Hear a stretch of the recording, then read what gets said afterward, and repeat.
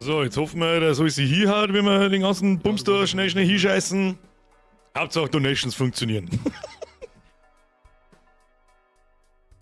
Das hätte ich fast hergespielt. So der Freiweg, was ist. Timmy Boy, kriegst du dir daheim, habe ich essen. So, ich höre mich nicht selber, warum nicht? Das hätte ich fast... Jetzt, so haben wir. So, Timmy Boy, Kuss auf die Nuss, merci dir, kriegst du dir daheim. Habe! Übrigens, 1 Bier, 20 Uhr, Mickel, keine Ahnung, überhaupt sowieso, das war jetzt knapp, holy shit. Also 5 Sekunden vor Stream Beginn habe ich mich noch nie hergesessen. So, grüß Gott beieinander, wir schauen mal aus, gut schauen wir aus. Jetzt grüß mir erstmal einen Haufen weiter, wenn nichts passiert. Ich bin total Wirbel durch den Wind, ich bin ja nicht gut beieinander. Ich muss mal auch sagen, so, was ist da los? Weiß ich nicht. So, schauen wir mal, ob er noch lesen kann. Habe die Ehre an den IK. Die IK. Verdammt, habe ich das schon mal gefragt. Ich weiß es nicht. Ich kann es mir nicht merken, ist mir wurscht. Das IK. An den Halligan, an den Glatzig, an den Forest Squad, an den Dominik, an den Studio, an den Summersliebe, an den Percept, an den Olivia, an den Wolperding, an den Robert De Niro, an den Olivia. Und an den Original J. Merci für 65 Monate. Kruzifix nochmal. Servus zurück! Habe die Ehre und merci dir. So, Mike Riesenscheid, Birger in 3, 2, 1, Birger. Los, 2 Pärchen, 4 Pärchen, Full House, ganze Straße in Rot. Keine Ahnung, ob das Spiel so geht. Wir werden sehen. Mir geht es sehr ähnlich. Ich sag das, es ist. Ich habe mir keine Videos zugegeben. Ich habe irgendwann vor Wochen, Monaten wahrscheinlich sogar, habe ich mir ein Hand auf Blatt das Ding spenden sehen. Haben wir das so geschaut? Okay, das sind Karten. Nach 10 Sekunden habe ich gesagt, ich habe keine Ahnung, was die Scheiße soll, und dann wieder zurückgemacht. Und immer wieder stolpern meine Internetaktivitäten über dieses Spiel und heute probieren wir es aus. Einfach mal, weil wir es kennen. Und wenn es ein riesengroßer Scheißdreck ist, dann artet es in einem Blätschmerz aus. So sieht's. So läuft der Hase. So schaut's aus.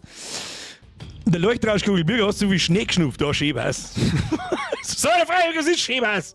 Hab ich nicht. Ich versuche mich gerade aus meinem... Kennst du das, wenn du eigentlich gemeint hast, du hast gut geschlafen, aber dann wachst du auf und es fühlt sich an, als hätte die ganze Nacht irgendjemand ins Gesicht drehen und deinen Körper misshandelt. Disgusting. So ist es mir den ganzen Tag schon gegangen, deswegen versuche ich es vielleicht ein wenig zum Übersprechen. Kann auch sein. So, jetzt mal sowas. Ika, für dich immer noch Daddy. Ich zahle der Ika. Also, ich bleib bei das Ika. Ob's magst oder nicht. Merci für den Zwiegel. Bierman, merci für den Fünfer. Gambling Simulator, auf geht's. Deswegen habe ich den Titel eingeschrieben. Gambling Sim, Fragezeichen. Weil ich es von dir letztes Mal schon gelesen habe, das ist der Gambling Simulator. Da bin ich gespannt, was da dahinter steckt. Schmidt-Bauer, Mani, merci für 5 Monate. Ja, ich bin jetzt mal wieder da, nach meinem Forstunfall mal wieder Zeit. Was ist da mit der, hast du einen Hacksack geschnitten oder was ist denn los? Ist der Stiel ausgekommen? Oder Tusquana ausgekommen? Weiß ich nicht, was nimmt der Forstarbeiter von Welt für die Marke? Was ist da los? Kenne mich nicht aus, ich bin für Stiel.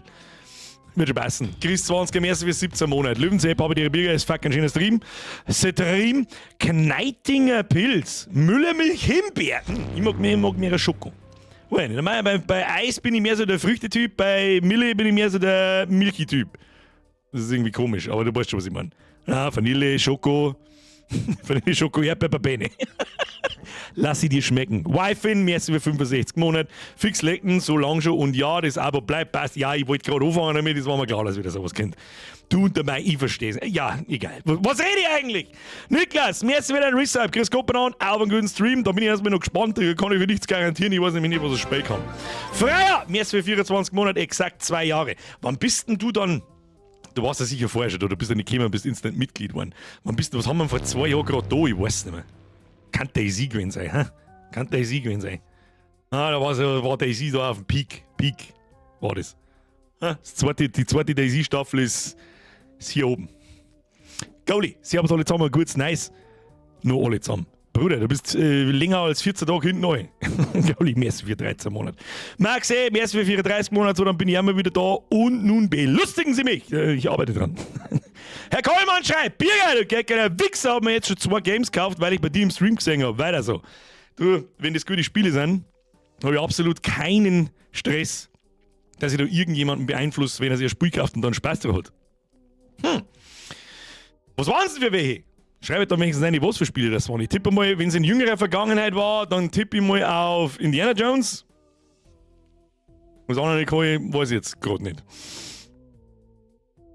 Der Riesenmike ist für Schoko. Umfrage. Schoko, Erdbeer, Vanille, Himbeer etc. Ja. Da kannst du wenigstens einmal keine 50-50 draus machen.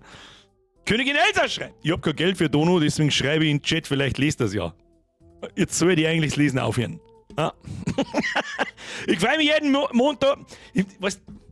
So weit, es ist halt Das ist was, das sehen wir immer wieder. Das ist so indirekt, vielleicht jetzt nicht so ganz direkt, wie wir es auch schon manchmal gehört haben, wo sie Leute dafür entschuldigen, dass sie nicht donaten können. Alter, so weit kommt's noch. Are you drunk? What the fuck? Sicherlich nicht! Damit das einmal klar ist. Okay? So. Es ist nämlich so eine indirekte Entschuldigung, ihr wisst schon, wie ich meine. Ich freue mich jeden Montag, ja, dafür wird sowas aber angeklagt. Ja, in die Donations lese ich drüber. Am Montag und Mittwoch auf deinen Stream, das ist schon ein Muss-Programm, sogar dann, wenn es nicht mein Genre ist, weiter so. Königin Elsa, es geht eure Butter. Das ist die größte Belohnung, die glaube ich, ein Content Creator in welcher Form auch immer kriegen kann. Mehr geht nicht. Mehr geht nicht. Außer du wohnst in der Schweiz. Dann ist der Betrag vierstellig. drunter interessiert mich nicht. Spaß! Hoffe, das ist ja jeder von selber gespannt, aber du bist. Jetzt mal so, hat der andere noch geschrieben, welche Spiele dass er sich gekauft hat. Ich find's nicht. Am besten nur Abonnenten können donaten. Ja, das kann man leider nicht abgleichen. Das kann man leider nicht abgleichen. Sorry, Birger, kann nicht donaten, ob die trotzdem lieb smashen like-button. Herr Dvorak, ich weiß nicht, wie man den Namen ausspricht, das klingt nach einem echten Namen. Dvorak, hört sich nach was hört sich denn so? Was ist ein Dvorak für ein Name? Hört sich irgendwie nach Osten noch. Außerhalb Deutschlands. Squirrel with a Gun und God of War. Squirrel with a Gun. Das erste Okay. Mal seit einem halben Jahr wieder live und nett Nachschau-Squad. Zeit wie will! Bürger, GI. Mr. Orchei. Ja, ich hab deine Kommentare schon gelesen im Nachschau-Squad. Du nicht ab. Auch wenn ich nicht alle beantworte, aber manche beantworte ich noch. So ist das nicht. Königin Elsa, nein! Hä? So, mai Buak riakt mueng nix zum Essen. Aber Hauptsache IKO-Donaten sich vor Lachen auf dem Boden wälzen. Vollidioten. So, jetzt nochmal langsam, ich komme überhaupt nicht mit. Maxi, merci für 34 Monate. Gauli, merci für 13. Bora. Das ist einfach mein YouTube-Browser einfach abgeschmiert. Was war denn das wieder? Nochmal von vorn. Triplex, Alex, merci für 6 Monate. Ein halbes Jahr schon. Mihos Scout, aber ein weiterer war der heute nicht schlecht, du. Oder Muckerer, weiterer oder immer. Merci dir. So, wer war das jetzt für die Königin Elsa? Wer war das wirklich? Hand hoch im Chat. Los. Orchei, merci für den Fünfer. Sebian, merci für den Fünfer. Sagst deinem Bruder einen schönen Gruß von mir. Hab ich irgendwas zum Essen da? Leider nicht. Pitt schreibt, jetzt hätte ich mir gedacht, schaust da schön im Birgo, aber na, muss in spontane Nachtschicht. Hast du eine Nachtschichtbereitschaft oder was? Wer tut denn sowas? Was verdienst du da? 100 in der Stunde. Vorher ich sage, mach du deinen Scheißdreck selber spontan in der Nachtschicht. Pitt, Kuss auf die Nuss. Eine speisige Nachtschicht, sofern das irgendwie möglich ist. Also du bist natürlich in der Rettungsbranche irgendwo unterwegs. Was weiß ich, Feuerwehr, Sanitäter, Doktor, was auch immer. Da ist, was der Bernie schreibt. Der Bernie ist übrigens das Gegenteil vom Sprengi. Sprengi wo? Ihr wisst, was das heißt. Und in dieses Repertoire wird der Bernie übrigens demnächst auch aufgenommen. Weil die Scheiße, die der Sprengi schreibt, die bringt der Bernie mit seinen wirklich brauchbaren Kommentaren, vor allem in den letzten Wochen sehr oft auf, wieder auf den Boden runter. Ja, komm mal brauchen. Da kommt kein Blödsinn, das ist nur useful. Alles, was da kommt. Ja? Perfectly balanced. As all things should be. Sprengi wo? Ich sehe hier keinen Sprengi. Nee, nicht. Das ist der Arschloch! Blieb Frankie, hab drücken in der Hand, was heute mag ich einen Joker sehen. Geh geiler Wichser! Auf einen saftigen Watterer! Hashtag geldgeiler Wichser auf einen saftigen Watterer. Blieb Frankie, Kuss auf die Nuss, merci dir für den Fünfer. So, Schluss jetzt mit dem Schmarrn. Wo ist der Sprengi? Sprengi ist auf alle Fälle nicht da. Ihr wisst, was das heißt? Ab ins Discord, @Sprengi wo. Los. Warte mal, schau schon nach, ob ihr da selber draufgekommen seid, was ich gemeint habe. Ja, Satz. Nicht ganz so eskalativ, aber Satz. Passt. Lass ich durchgehen so. Weil schreibt, der Sprengi ist eine hochentwickelte Chatbot-KI, die sich auf dummgeile Wortspiele spezialisiert hat. Richtig. Und du bist das Gegenstück dazu. Sag ich freilich, was ist? Der Sprengi ist arbeiten. Ja, Sprengi. Was ist dein Problem?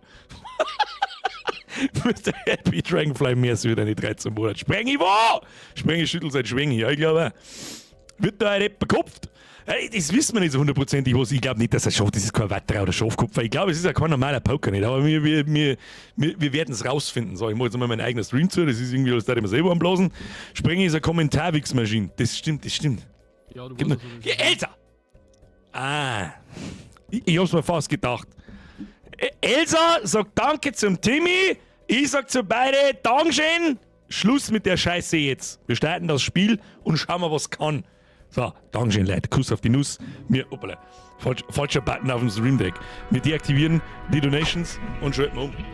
So, ist irgendjemand herin, der Balatro schon kennt? Wenn ja, schreiben Sie rein, wie viele Stunden das Sie in dem Spiel haben. Interessiert mich. Los. 10 Neues. Da, hey, Riesemerk. Ich war vor dir im 6. 40 Stunden, oder der Two-Face? Nö, 568. Screener, it didn't happen. Freier Kind nur Bier. Nichts gesehen davon. Das Erdnussbrot kommt aus Nein. Ich kenne nur Balsamico. Da 20 Stunden. 25 Stunden, ja, es sind ein paar da, die wir zur Not aus der Misere helfen können, wenn ich wieder gar nichts kapiere. So, jetzt mal erst einmal Audio, Musiklautstärke, zur Hälfte gelangt da, 25 oder 30 gelangt da, ihm da auch, du. Nicht mehr, Deck anpassen, keine Ahnung. Ist das, ja, ich hoffe es geht. Moritz! Ich liebe Balatro, hab alles durchgespielt, also du bist das mit 508, ja gut, dann glaub ich's dir. Dann glaube ich dir, das hätte nicht 30 Euro gekostet. Ich weiß nicht, was ich sagen soll. Ich kusse auf die Nuss, merci dir. Mo, Schluss damit. Na? Wir haben ja seit dem Neujahr haben wir ganz gediegen, was das betrifft. Das ist bis jetzt noch nicht eskaliert. Bin sehr stolz auf euch. So, jetzt spielen wir. Ich glaube nicht, dass gibt's, ich habe heute das Spiel schon mal kurz gestartet. Ich habe natürlich noch nicht gespielt, weil ich natürlich immer schaue, ob es zumindest startet und funktioniert. Aber ich habe noch nicht gespielt. Ich weiß nicht, ob es ein Tutorial gibt oder nicht. Wir drücken jetzt einfach mal auf Spielen und schauen.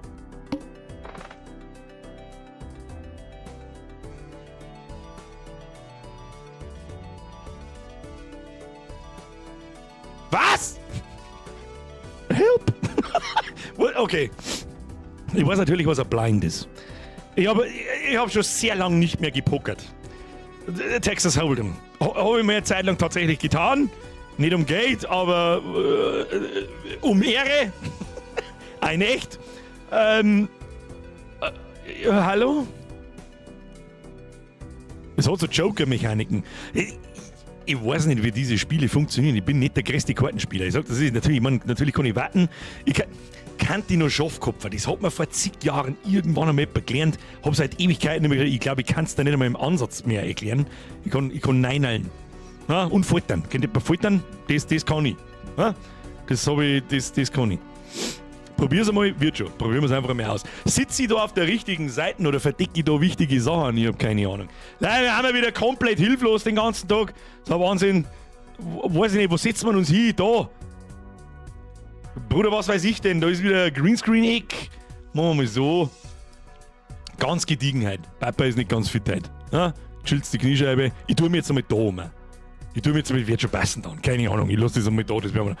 Nein, rechts sitzen ist besser. Ja, passt. Mr. Two-Face, bin schon auf der anderen Seite. Er rennt da. So, da haben wir. Ist das irgendwie wichtig, dass da rechts unten das Kartendeck 52 und 52 kostet? Oh, ich weiß es nicht. So, wähle deinen nächsten Blind. Runde Punktzahl, keine Ahnung, blauer, roter Kasten, Infoanzeigen. Hände 4, Abwürfe 4, $4, Ante 1 von 8, Runde 0. Optionen. Das haben wir schon gedacht. Info zeigen. Pokerhände, Blinds, Gutscheine, was kann das bedeuten? Level 1 alles sehen, dann steht da 30 x 3, 30 x 4. High Card, weiß ich natürlich noch, was das ist. Ein Ball weiß ich, was das ist. 2 Ball weiß ich, was das ist. Ein Drilling weiß ich. Straight. Straight ist einfach eine Straße, oder? Also 2, 3, 4, 5. 2, 3, 4, 5, 6. Wie viel brauchen wir für eine Straße? 4 und 5. Weiß ich nicht mehr. Ein Flash. Was war eine Flash, glaube ich, da? 5 Karten mit der gleichen Farbe, glaube ich, oder? Wenn mich nicht alles täuscht. Full House war. Was war ein Full House, glaube ich? Sag mal, bin ich bescheuert? Vierling weiß ich natürlich und ein Straight Flush ist gleiche Farbe, Straße in der gleichen Farbe. 5 gleiche brauchst du, okay, was war das Full House, glaube ich, da? Das waren irgendwie 2 und 3. 2 und 3 gleich, aber da kommt doch nicht bloß die Farbe, oder? Für Full House. Wenn ich jetzt 3 Pik und 2 Karos habe, ist das dann schon ein Full House? Ist das dann schon ein Full House? Gehört da nicht der Schlag auch noch dazu? Ich weiß schon, das heißt wahrscheinlich offiziell nicht Schlag, aber jeder weiß, was gemeint ist. Full House, 2 plus 3, Farbe egal. Ah, halt, stopp, da zählt nur der Schlag. Das heißt 2 Kini und 3 Dreier oder irgend sowas. Heißt, ja, versteh schon. Ja, okay, nix mit der Farbe zum tun. Nur der Flush hat, glaube ich, was mit der Farbe zum tun. Und der Straight Flush ist dann eine Straße plus alles in der gleichen Farbe. Das ist das Höchste, was man kriegen kann. Ja, okay. Haben wir schon wieder drin. Heilige Scheiße, ich habe zumindest 5 Minuten mit Kartenspielen auseinandersetzen sollen, bevor wir so, Blinds haben wir da herum. Was ist da momentan? Small Blind. Erreiche mindestens 300 Punkte, Belohnung $, plus oder Belohnung überspringen. Dann anstehen Big Blind und der Haken. Wirft 2 zufällige Karten pro gespielter Haken. Gut, was das bedeutet, was das für Auswirkungen, keine Ahnung. Also, ich glaube auch nicht, dass wir mit da pokern, oder? Oder was werden wir schon sehen. Was muss ich denn überhaupt tun? Deck ansehen. Small Blind, das kann ich auswählen, sonst kann ich nichts machen. Was haben wir da jetzt wieder? Moritz! Du musst am besten eine Farbe die aussuchen, dann die Karten abwerfen, am besten machen einen Discord, einen Channel auf, wo mir die das erklären. Bist du besoffen, oder? Ist denn nix da? Stefan! So hat der Birger früher mal pokert, aber nicht um Geld, dann war es sicher Strip-Poker. Ja.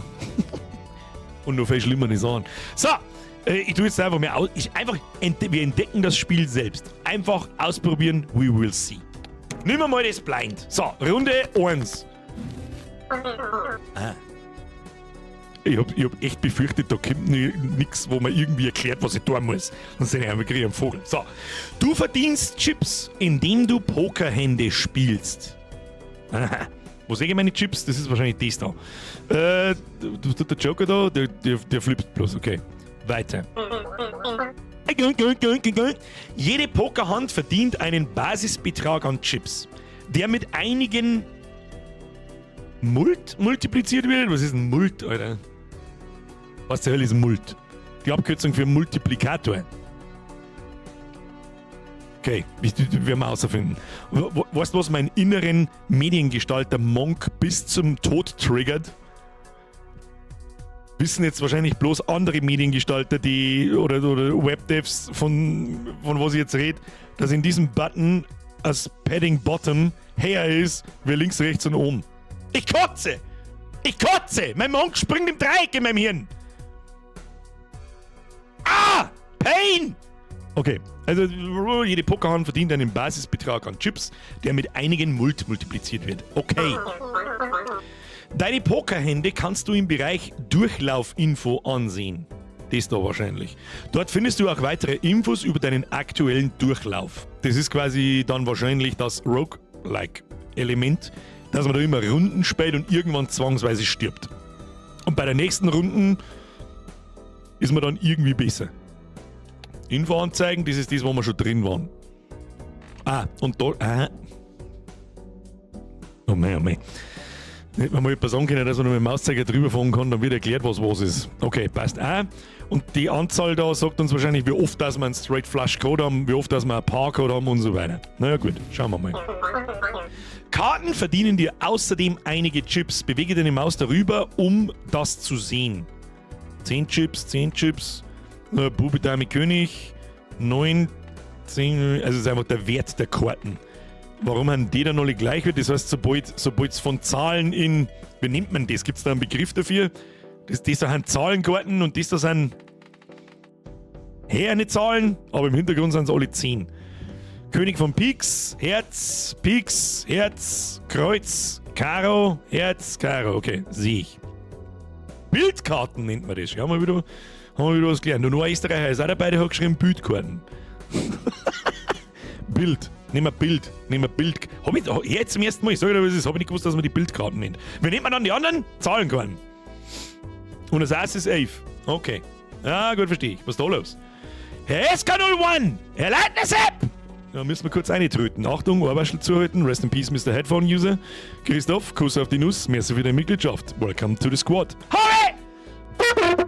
Ab in den Chat habe ich die Ehre, Chris, wenn ihr mitmacht, ist des Asses nicht wert. So. So, ja, haben wir. Wähle nun bis zu 5 Karten zum Spielen und drücke Handspielen. Also ich muss mir jetzt einfach aus einem random zusammengewürfelt, wie viel sind das? 6.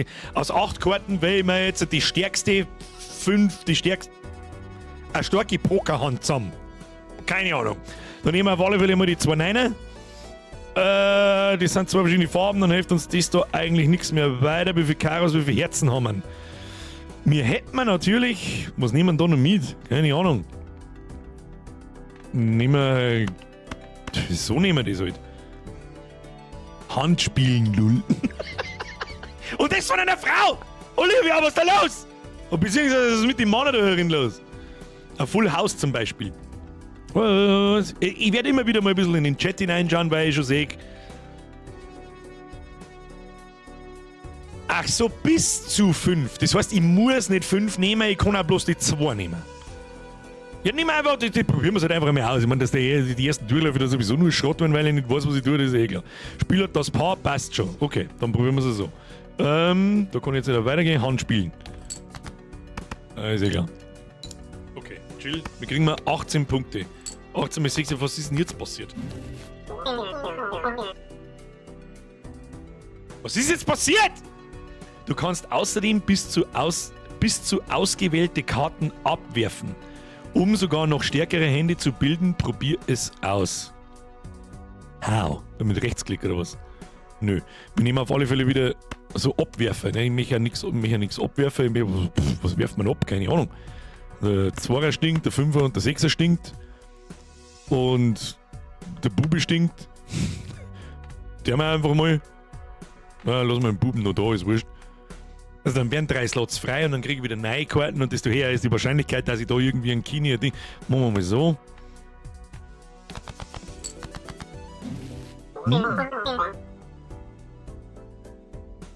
Aber Vorsicht, du hast nur eine begrenzte Anzahl an Händen und Abwürfen pro Runde. Verstehe, das sind die 2 Zahlen links. Das heißt, wird meine Runden abgeschlossen, wenn ich Hand spiele und wird auch abgeschlossen, wenn ich abwirf. Wo haben jetzt eigentlich meine 2 Niner hingekommen?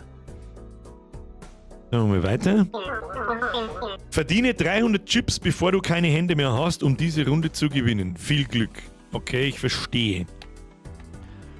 Hand sortieren nach Rang und Farbe. Kann man das... Macht der automatisch, oder? Also, ja, machen wir lieber mal Rang. Okay. Wir haben einen Drilling. Wenn ich jetzt... Ich kann nur 3 mehr abwerfen. Ja, ich glaube, ich check's schon. Warte mal. Ich glaube, es hat jetzt gerade instant klickt High Card. Die 2 werfen wir jetzt halt aussehen. Und ich sage das, was es ist. Ich ziele jetzt einfach einmal. Das ist jetzt. Und jetzt glaube ich, habe ich verstanden, warum der Biermann einen Gambling-Simulator meint. Ein Kini behalte ich mir jetzt mal. Ich probiere das jetzt einmal aus, ob ich es richtig verstanden habe. Die Karten wirfe ich jetzt weg. Dann kriege ich 4 neue und habe noch 2 Abwürfe. Was das da ist, habe ich noch nicht ganz verstanden. Was das 4. Seht ihr meinen Mauszeiger? Ja. Aber gut. High Card Level 1. Was mich jetzt noch schnell interessiert ist, wenn ich jetzt die 3 Simmer nehme. Ah. Verstehe. Haben wir vorher ein Paar gespielt. Wenn wir jetzt einen Drilling haben, dann kriegen wir 30 mal 3. Was 30 mal 3 ist halt im Prinzip 90, kriegen wir wieder 90 Chips, verstehe ich das richtig? Das mit dem Dollar kommt alles noch. Ja, okay, passt. Ich darf mir jetzt die 3 Simmer einfach mal behalten und dann wirfen wir den Scheiß da weg. Und ich hoffe, dass das so stimmt, was ich mir denke. Ich hoffe natürlich jetzt, dass wir nochmal einen Simmer kriegen oder einen Kini. Da haben wir nämlich ein Full House. Und das ist eine Runde. Und innerhalb dieser Runde muss ich das zusammenkriegen. Okay. Ach, da unten ist mein Kartendeck. Das ist jetzt da hinter mir, da klicke ich gerade drauf. Schauen wir mal. Wird mir da angezeigt, was noch im Deck drin ist. Es ist nur noch ein Simmer drin und 3 Kine. Ich glaube, das verstehe ich richtig. Ich wirf das jetzt einmal ab und schau, was passiert.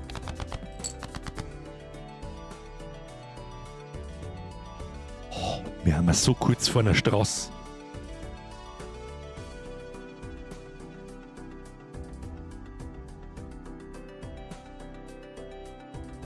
Sehe ich schon richtig, oder? 5, 6, 7, 8. Jetzt brauchen wir den Niner von vorher.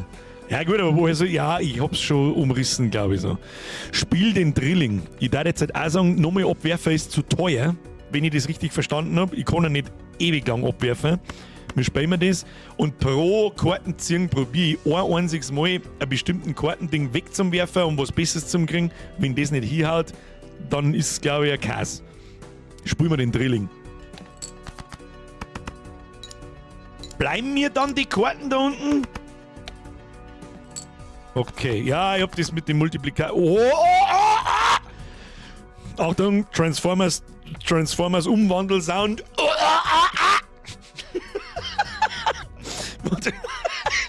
Alter, der Maul. Hab schon verstanden. So, jetzt ist die Frage. Oh, leck da. Jetzt haben wir alle 3 Kini. Oder warte mal, tun wir ins Deck eine. Oh, Kini war noch im Deck. Wenn wir den jetzt kriegen. Die heiligen 3 Kini. So, wir brauchen 5, 6 Sim. Ja, da braucht man einen Simmer. Royal Full House. Da braucht man jetzt sozusagen. Was kann man uns da behalten? Was haben wir noch einmal? Oh mein Gott, und sofort habe ich es verstanden, glaube ich. Ich weiß bloß nicht, wie ich es ausdrücken soll. Ich habe sofort verstanden, was die da anhuckt, Alter. Aber sofort auf der Stelle. Wie denkt sie denn sowas aus, Alter? Wie denkt sie denn so ein Spiel aus? Also, die wahrscheinlich, es ist im Kartendeck ist nur ein Kini drin. 4 Assen und 3 Königinnen und ein Bube und so weiter. Und jetzt Drilling spielen, dann bist du fertig. Ich möchte ja bloß, weil ich möchte ins Spiel hineinkommen. Ich möchte verstehen, wie es funktioniert. Oder ich verstanden, wie es funktioniert, glaube ich, habe ich es schon. Ich muss halt mal ein paar Fails machen, damit man, aber du weißt es eh. Du hast es eh schon gewonnen mit der Kombi, aber es geht immer noch besser. Reinste Analyse-Paralyse, das Spiel. Es ist, ja, oh mein Gott, ich mag aber halt sowas, das ist das Problem. Ich mag sowas, das ist das Problem. So, jetzt mal so was. Wir haben nur noch einen Buben drin, also auf den brauchen wir nicht spekulieren. Aber wir könnten auf einen 10er spekulieren oder 2 Vierer. Irgend sowas. Jetzt pass auf, wir werfen da jetzt alles weg. Wie viele 5er haben wir noch? A plus 2, 2 6er, A plus 2 8er und so weiter. Aber 10er sind noch 3 im Deck. Und Kini ist auch noch einer drin. Deswegen werfen wir jetzt alles weg. Außer die 3 Kini und einen 10er und schauen wir, was passiert. Nix Gescheites. Da wir es quasi eh schon gewungen haben, tue ich dieselbe Scheiße jetzt nochmal. Oder? Es funktioniert ja. Das verstehe ich schon richtig. Das werfen wir jetzt ab und hoffen, dass er 10er einer schwappt. Bruder!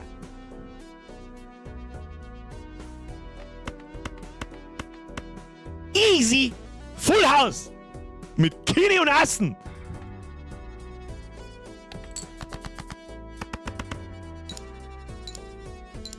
Ja, jede Karten einzeln gibt seinen Wert ab, plus dieser Multiplikator. Erste Runde 577 Punkte, 6. Das hat schon funktioniert, hab schon verstanden. Oh mein Gott.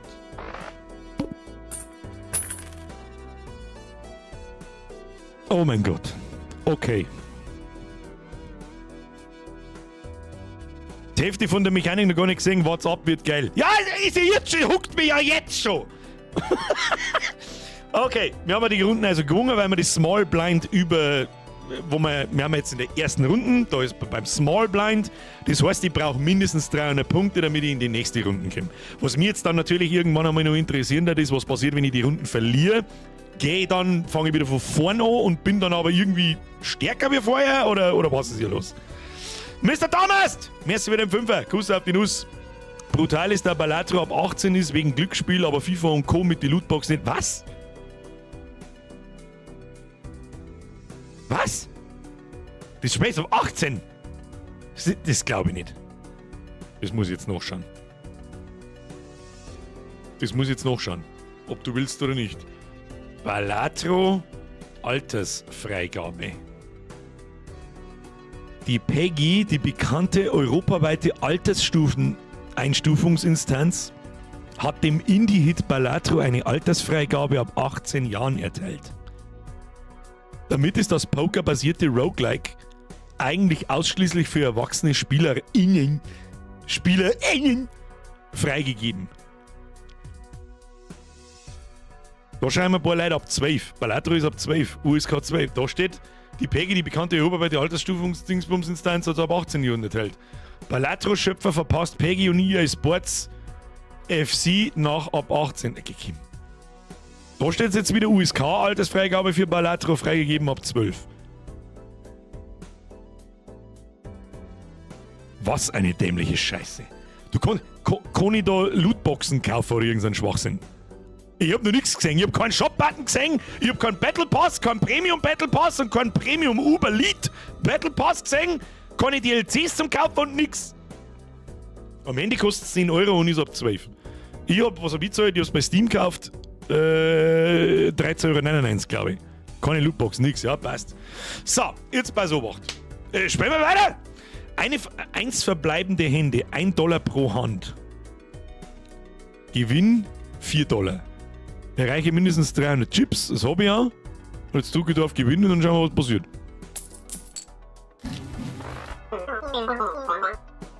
Oh, ich hätte nicht so laut schreien dürfen, dass ich einen Shop-Button noch nicht gesehen habe. Oh, der Simato schreibt da, nein, bei mir am Handy ist es ab 18. Je besser das spielst, umso mehr Cash. Ja, verstehe schon. Deswegen habt ihr, jetzt rattert's gerade, das heißt, je mehr Hände ich am Schluss übrig habe, desto mehr Kohlen kriege ich. Und das steht dann da links unten. Und ich nehme mal an, das ist mal wieder Einkauf-Chip, oder? Jede Runde kostet $1 oder was weiß ich. Ja, kriegen wir schon raus. Verbessere deinen Durchlauf. Gut gemacht. Nun, da du eine Menge Geld hast, naja, $8 geht so, kannst du dir ein paar neue Karten im Shop kaufen. Okay? Versuche diesen schicken Teufel zu kaufen. Der kostet $2. Was kann der? +4 Multiplikator. Gewöhnlich. Was ist das da? Also kommen zu den normalen Pokerkarten in dem Deck noch sicher eine Karten dazu. Verstehe ich das richtig? Ich drücke jetzt da drauf und dann werden wir den einfach mal kaufen. Ich kann ja nichts anderes machen. Das hier ist einer der 150 Joker, die du in deinem Durchlauf hinzufügen kannst. Jeder Joker macht etwas anderes. Okay, der macht einen Multiplikator mal 4. Dieser hier fügt +4 Mult zu jeder Hand hinzu, die du spielst. Bleibt der dann, ist das ein Passiv? Sehe ich das richtig? Also ist der einfach, der liegt da an der Seite und multipliziert alles, was ich tue, mal 4. Oder muss ich die irgendwie spähen oder sonst was? Sei wählerisch, du kannst nur 5 Joker-Karten gleichzeitig haben. Ah, verstehe. Kaufe nun die andere Karte im Shop für $3. Verstärkt 2 gespielte Karten auf Multkarten. Was? Ich weiß nicht mehr, was die da überhaupt genau tut. Nicht entdeckt. Nehmen wir halt mal, wenn ich es kaufen muss, also pass auf, nicht entdeckt. Verstärkt 2 gespielte Karten auf Multkarten. Ja, werden wir schon erklären. Diese Tarotkarte ist ein Verbrauchsgegenstand. Okay, das ist das andere. Die hier verstärkt deine Spielkarten. Bewahre sie also auf. Da können wir aber maximal bloß 2 haben. Was ist mit den Kartentext da unten? Ich mag Backerl aufreißen. Du kannst bis zu 2 Verbrauchsgegenstandkarten gleichzeitig haben. Verstanden? Wenn du genug ansparst, kannst du dir einen Gutschein kaufen. Gutscheine verbessern passiv deinen Durchlauf. Was kommt jetzt nochmal? Erhalte dauerhaft +1 Hand pro Runde. Verstehe. Was ist das da? Gutscheine werden wieder aufgefüllt, nachdem du den Boss-Blind besiegst. Das heißt, ich muss in einer Runde eine bestimmte Punktzahl erreichen, dann habe ich den Boss geschafft. Das wird da anders benannt. Okay. Was haben wir noch? Und sieh dir beide Booster-Pakete in jedem Shop an. Sie stecken voller nützlicher Sachen. Wähle ein aus bis zu 2 Joker-Karten. Wähle eine aus 3 Spielkarten aus, um sie deinem Deck hinzuzufügen. Moment mal. Ist da herum? Wir haben die Karten gleich wieder geheißen da. Das sind ja nicht immer Tarot-Karten, das sind ja einfach die, mit denen ich aktiv was tun kann. Und was ist dann das da? Kann ich mir noch nicht kaufen, wird mir schon noch erklärt wahrscheinlich. Hab schon verstanden. Gehen wir über zur nächsten Runde. Nächste Runde! Lass mich spielen jetzt! Wähle den Big Blind, um etwas Geld zu verdienen. Ich kann ja gar nichts anderes wählen. Oder kann ich das später, wenn das Tutorial da vorbei ist, kann ich mir das selber aussuchen, dann so mit, bin nicht so gut dabei, spielen wir lieber ein kleines. Oder, ich glaube, ich bin stark, ich habe einen Haufen gute Passivs und was weiß ich. Dann kann ich das Big Blind auswählen. Aber wie tun das?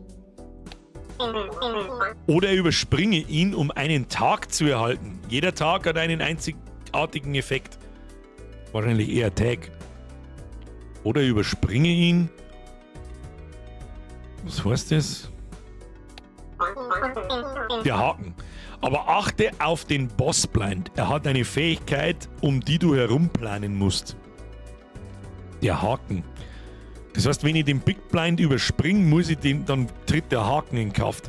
Wirft 2 zufällige Karten pro gespielter Hand ab.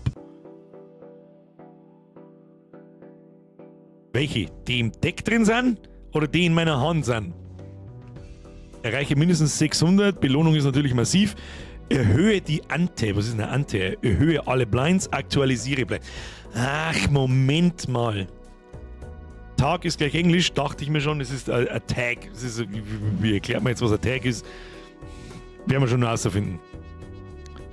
Das müssen wir einfach mal probieren, damit ich sehe, wie sich das anfühlt. Wenn du ihn schlägst, steigt die Ante und alle Blinds werden schwieriger. Verstehe, dann geht das Small Blind und das Big Blind halt dauerhaft in Tee. Das werden wir mal ausprobieren müssen. So, schlage die Ante 8, um zu gewinnen. Wähle nun deinen Weg. Was bedeutet, schlage nun die Ante 8. Ante steht da unten. Das heißt, wenn ich einen Boss kill,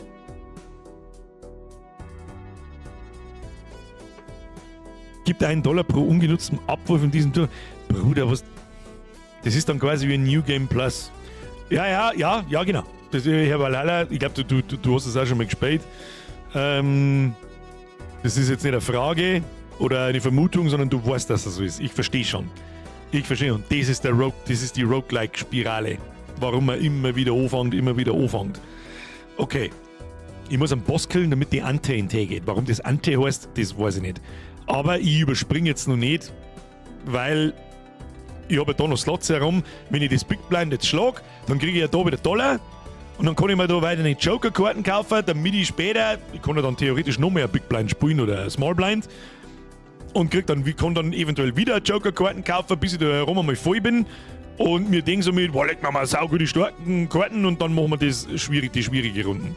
Das machen wir jetzt einfach mal. Spielen wir noch mit dem Big Blind. So. Runde 2, Ante 1. Okay.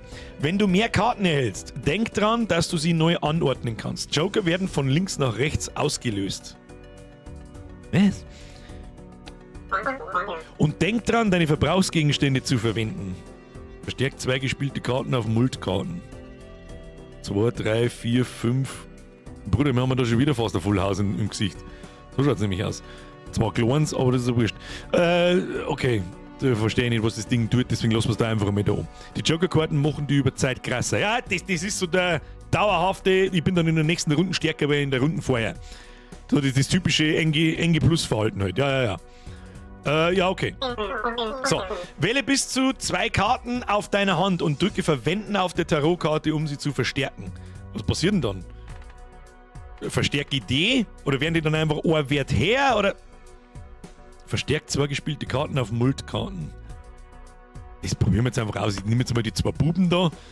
Behalten da immer sowieso dann die 2 Dreier und die 2 Buben und schauen, ob wir ein Full House kriegen. Vielleicht kann man es auch auf die Straße probieren. 2, 3, 4, 5, ein 6er braucht man halt. Das probiere ich jetzt einfach einmal. Flasche ist immer am besten. Haben wir auch weit entfernt von einem Flasch, wenn ich das richtig sehe. So, Tarot verwenden. Schauen wir einfach mal, was passiert. Okay. Und jetzt sind die Karten... Die haben jetzt... Haben die jetzt 40 Wert? Sage ich das richtig? Das heißt, wenn ich die Karten, die in der Hand spiele, dann heißt es da nicht nach den Multiplikatoren, da links und rechts und so weiter und so fort, da heißt es dann nicht plus 10, sondern plus 40. 2 Kreuzkarten brauche ich für einen Flasch. Das stimmt. Aber ich halte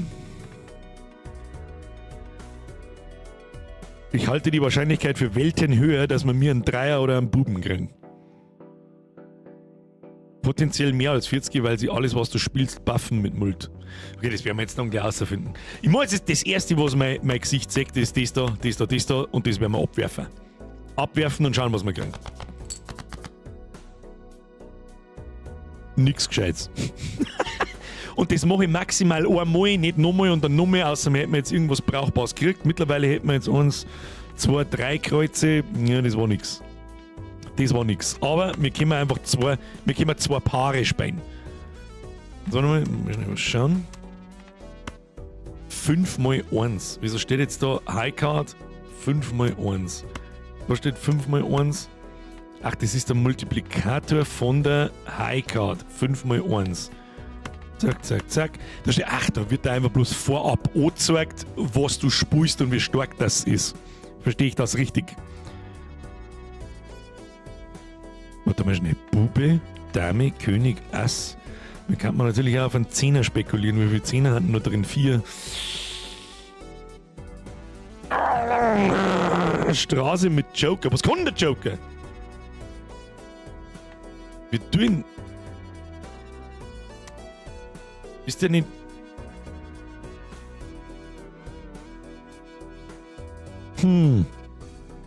Der ist nur passiv. Okay, ja, habe ich schon verstanden. Ja, dann spiele ich jetzt die Doppelhand. Die Doppelhand. Die 2 Paare halt. Weil ich halt die Abwürfe auch nicht vergambeln möchte. Ich glaube, das ist eine ausgewogene Geschichte. Da, plus 4 Mult, plus 4. Ach, der. Oh! Das multipliziert die ganze Hand, die ich spiele.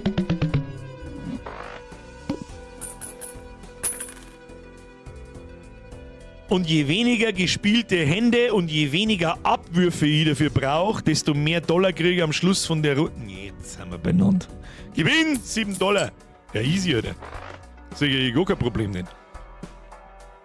Was haben wir da? Uranus.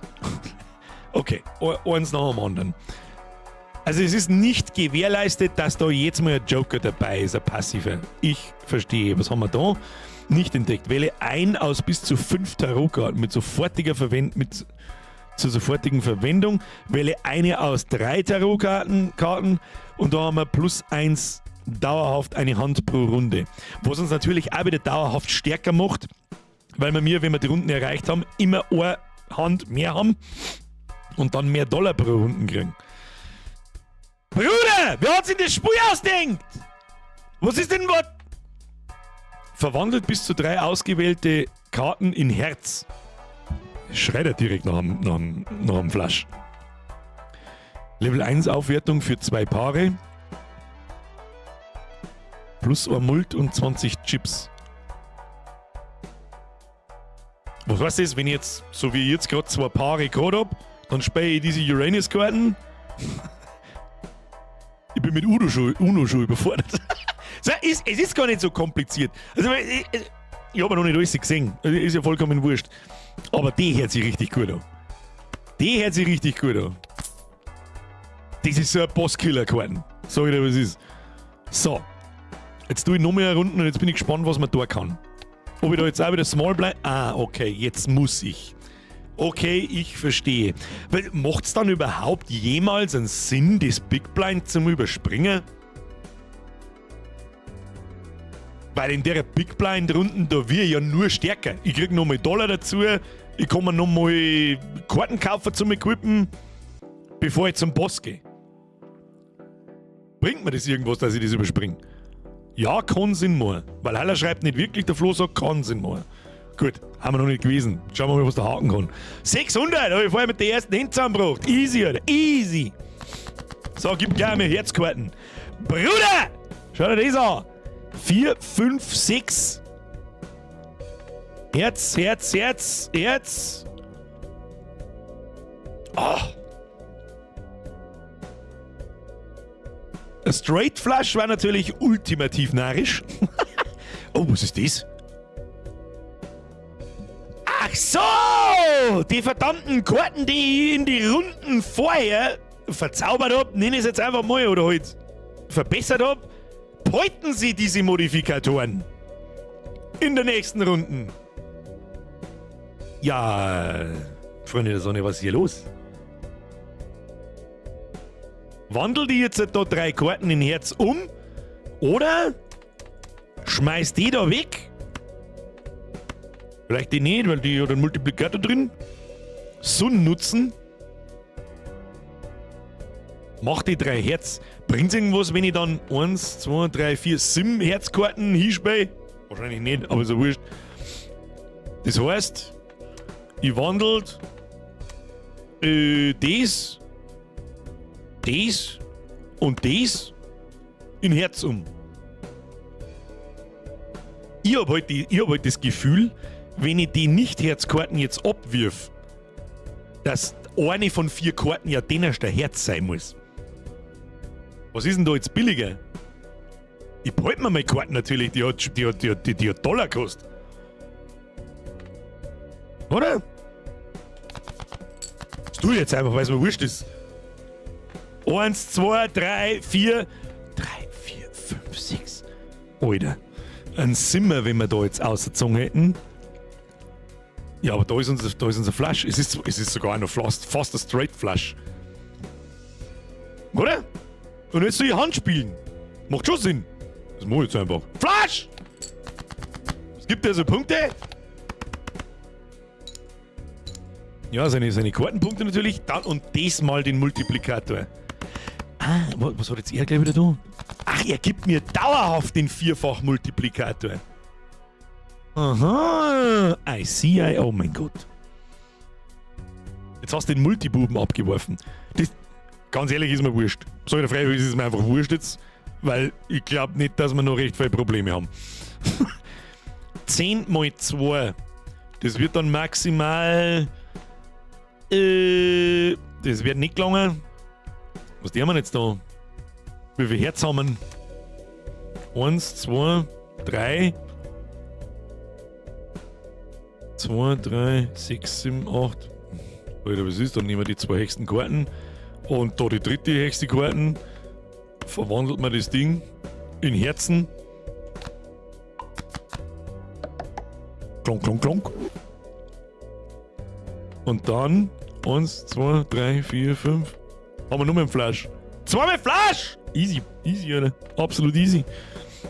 Was passiert denn, wenn ich so mache? Geht natürlich nicht.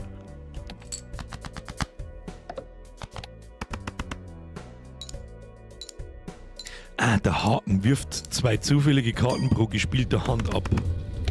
Da hab ich jetzt nicht drauf aufgepasst. Ja, schon hier haben wir easy gemacht, aber noch. Oh, jetzt geht die Ante. Erreiche mindestens 600 Chips. Haben wir geschafft. Leicht sogar. 2 verbleibende Hände. $1 pro Hand. Und 1 mit Zinsen pro $5. Das spielt auch noch mit. Bleiben die auch dauerhaft jetzt? Das war jetzt meine Frage gewesen. Vorher haben wir ja den Buben verzaubert. Ich nenne es jetzt einfach mal verzaubert, ist ja wurscht. Mit diesem +4 Multiplikator. Und jetzt haben wir bestimmte Karten in Herz umgewandelt. Bleiben das jetzt Herzkarten? Das heißt, ich kann, wenn ich Glück habe und meine Runde läuft gut und ich kriege die ganze Zeit diese Sonnekarten, kann ich langsam aber sicher das komplette Kartendeck in lauter Herzen umwandeln. Und hab dann eigentlich nur noch lauter Flashs. Theoretisch. Der Manfred schreibt, bleibt. Der Valhalla schreibt, bleibt. Okay, hab verstanden. Das ist auch gar nicht so unwichtig, gell? Gott, weil man die Scheiße merken kann, was für Karten, was jetzt da Sinn macht, das zum Umwandeln oder nicht. Dann schreiben wir jetzt einfach da hin. Her mit die $8. 15 haben wir. Schau hier. Oh, was ist das? Nicht entdeckt. Wie nicht entdeckt? Oh, selten. Selten. Selten gewöhnlich. Dieser Joker erhält mal 0,25 Mult für jede verkaufte Karte. Wird zurückgesetzt, wenn Bossblind besiegt wird. Wie kann man Karten verkaufen? Verstehe ich nicht. Dieser Joker erhält +1 Mult pro aufeinanderfolgend gespielter Hand ohne eine wertende Bildkarte.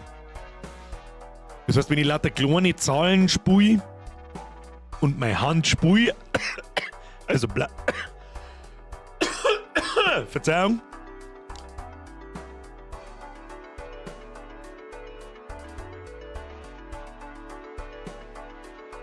Dann spule ich eine Hand mit lauter kleinen Karten und ab der zweiten Hand gibt er +1 Multiplikator auf. Oh, ja, okay, verstehe. Bringt er nichts. Bei Flash fällt der 0 auf.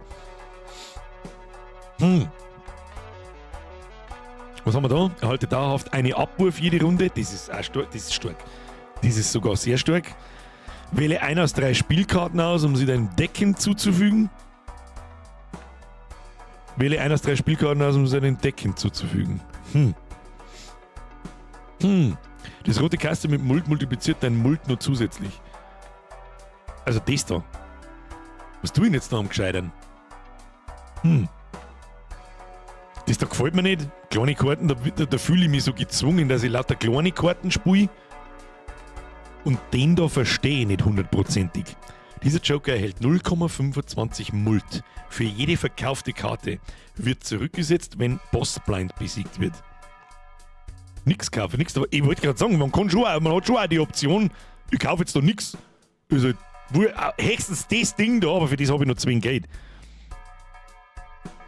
Finde ich. Dann habe ich bloß noch $5 und wenn das nächste Mal eine gute Karten dabei ist, mit so viel, die so viel kostet, dann ist es nicht. Die haben jetzt einfach mal nächste Runde, glaube ich. Wobei so Tarotkarten, die waren schon mächtig jetzt da herum. Spielen wir einfach die nächste Runde. Oh, und jetzt brauchen wir für Small Blind, also für die erste von 3 Runden, brauchen wir 800. Alle Karo-Karten werden geschwächt. Ja, ich sehe schon. Da ist dann immer so ein negativer Modifikator drauf. Ja, ich verstehe schon. So, spielen wir das Small Blind. Los geht's. Ja. Herzen sind sehr Instant Full House, ne? Instant Full House! Hand spielen, da haben wir gar nicht lange umeinander. Easy. Kriegen wir da? 11, 3, ja, ist ja der niedrigste Full House, aber gut. Da! Mal 8! Haben wir schon über die Hälfte, nicht mehr hingespielt, du. 1, 2, 3, 4, 5. Flash, hat er schon erredet. 2, 3, 7, 8, 9. Da kann man straight. Ist er Flush oder straight her? Der Flush ist her als die Straße? Ist ein Flush nicht unwahrscheinlich? Ja, doch, ein Flush ist natürlich unwahrscheinlicher als eine Straße. Spiel mal so! Easy. Flush, nehmen wir. Haben wir es wieder geschafft.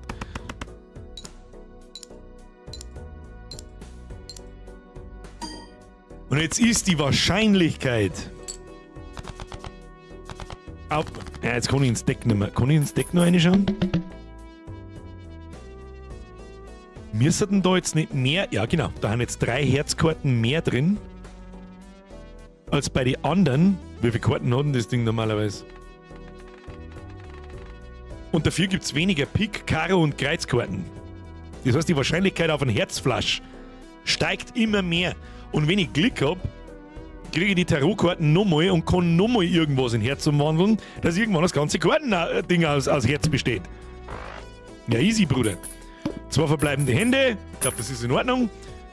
3 Zinsen pro $5 da drin. Nehmen wir, Gewinn. Ja! Was haben wir da? Plus 12 Mult, wenn die gespielte Hand straight enthält.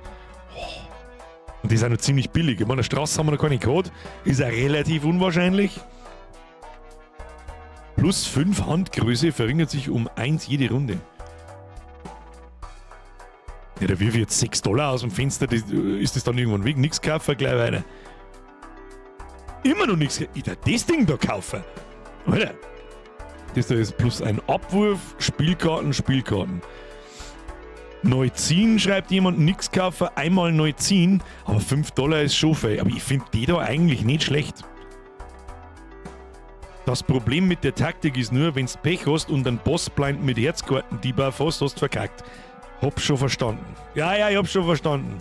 Kauf den Straight Joker, ja. Ich sag das als wie es ist, den hätte ich jetzt auch so gekauft. Wenn der Stream jetzt nicht laufen lässt, dann hätte ich ihn jetzt auch gekauft. Den kaufen wir jetzt und dann machen wir nächste Runde. Und dann natürlich im Hinterkopf ein bisschen behalten, somit schau eventuell, dass du probierst, auf eine Straße zu spielen. Schauen wir mal. So, nächste Runde. 2, 4, 5, 6. Bume, König. Aber da kann man schon wieder eigentlich eher spekulieren auf den Flash. Weil es einfach viel wahrscheinlicher ist. Und den Buben, ja, weiß nicht, kannst du notfalls auch wieder Ach stimmt, man kann die Scheiße ja auch verkaufen, gell? Und dann hätt's den, Moment mal, hätt's dann die anderen Joker-Karten triggert, wenn ich da Karten verkauft habe? Verschenkt die Abwürfe nicht. Schreibt der Suna. Was genau bringen man die Abwürfe eigentlich? Wenn am Ende, angenommen, ich habe jetzt die Runde geschafft, was bringen man die Abwürfe? Bringen die auch Dollar am Schluss von einer Runde?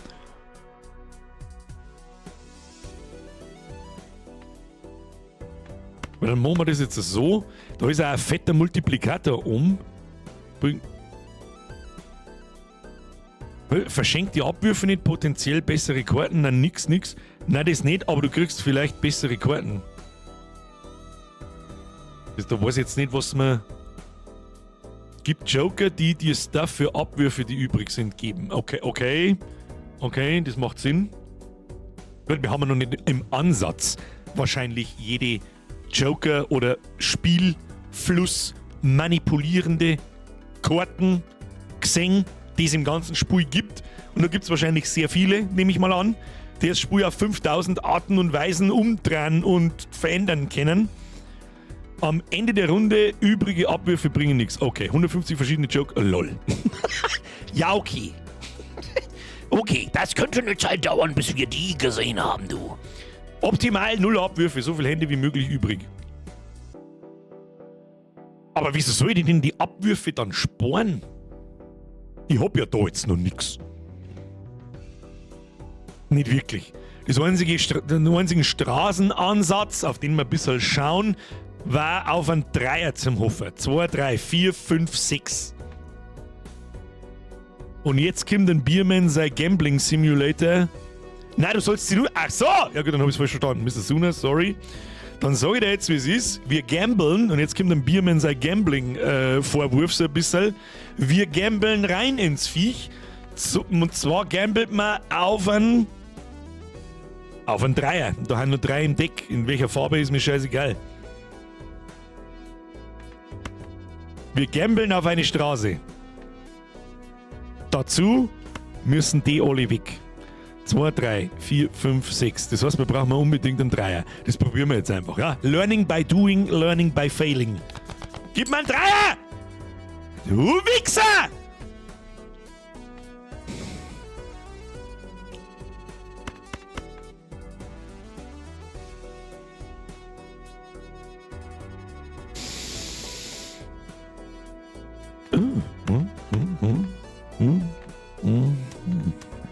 Flash war wahrscheinlicher gewesen. Spiel doch wenigstens das Paar. Was für Paar, Alter? Aber wirf nochmal ab, wenn es ist. Flash ist auch nicht ganz, aber wirf nochmal ab, wenn es ist. Paar 2er spielen. Wieso nicht die Drilling spielen? Ach so, du. Jetzt warte mal. Ich check's schon. Weißt du, was ich die ganze Zeit im Hinterkopf hab?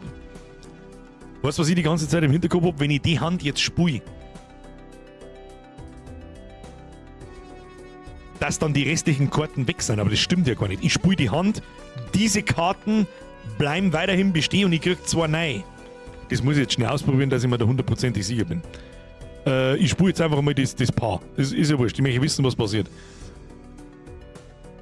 Was? Kann man jetzt Dame und 10 auch spielen zu dem Drilling?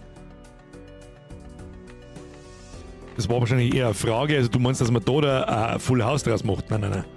Nix. So, den behalten wir uns. So ist es, Rest bleibt. Flo, dankeschön. Ich bin so viel am Nachdenken, Kinder. Mr. Zitronenbaum, merci für den Zwickel. Bei der Hand solltest du auf Straße gehen, aber so, es ist so zeitverzögert, dass ich nicht mehr weiß, von welcher Hand du redest. Das kann die letzte Hand gewesen sein von der jetzt. Bei der Hand solltest du auf Straße gehen, aber so hoch wie möglich und den Kleinscheiß abwerfen und auf eine hohe Straße gambeln. Ja, aber die hohe Straße oder 2 Karten braucht, da ist die Wahrscheinlichkeit sehr viel geringer, dass das funktioniert. Mr. Damatz, merci für den 5er. Brutal ist das Baulato, das habe ich Gott sei Dank nicht. Zitronenbaum, merci. Hey, ich habe dich schon verstanden. Kreuz 2 behalten. Wieso? Hast du absolut recht. Da hast du absolut recht. Machen wir das so und so. Dann machen wir das so und so. Und die Hand spielen wir jetzt. Ich möchte einfach wissen, was passiert. So, die 2 Karten werden rausgenommen. Ich krieg Punkte dafür. Mit 4er Multiplikator, das war jetzt nicht der Teufel, muss man ganz ehrlich sagen. Jetzt haben wir wieder 2 See. Jetzt wird es dann eng. Jetzt wird es dann wirklich eng. Was kann man da tun? 1, 2, 3, 2, 3, 4, 5, 6. Ich würde sagen, Den 6er weg. Den 10er für den Flasch, den behalten wir uns. Bube, Dame, König. Dame, König weg. 2, 3, 4, 5, 6. 2, 3, 4. Mir hätte man sogar fast ein Bruder. Brudi. Straight. Und da ist jetzt wurscht, was ich abwirf und was übrig bleibt, weil den auf Pik, Kreuz, ich verwechselt immer Pik und Kreuz, egal. Auf die Kreuz Straight brauche ich nicht mehr gehen. Ist der Flush oder das Straight her? Warte mal. Verdammt nochmal! Ja, halt, stopp! Generell ist der Flush schon her. Aber durch die Karten, die wir da haben, nehme ich natürlich die Straße her, wenn wir da einen zweifachen Multiplikator drauf haben. Ich meine, das war ja auch der Plan. Was laber ich da schon wieder für einen Scheiß? Du, das Kreuzweg, 6er-Weg, Straightweg, kann spielen. Wie viele Punkte gibt es? Es muss eine Quadrillion Punkte geben. Ja gut, das ist eine kleine Straße, das ist jetzt nicht sonderlich hohe Punktzahl. Mal 4, mal 8, mal 20. Da, eingeschissen. Jetzt haben wir noch 2 Hände zum Spielen. Oh. Kann man dann nur mehr auf einen Flush spekulieren? Nö. Jetzt pass Obacht. Wir werfen mal ab DSD. Wir spekulieren mal auf ein Full House. Ich glaube, dass die... Klangen die schon? Klangt das schon? Aber das Abwerfen kostet ja nichts. Also, jetzt habe ich schon verstanden. Die Abwürfe, die kann man einfach raushauen. Auch nicht komplett bedenkenlos natürlich, aber ich muss jetzt nicht zwanghaft mir Abwürfe aufheben. Das heißt, den haben wir weg, den haben wir weg, den und den, weil vielleicht kriegen wir noch was Besseres.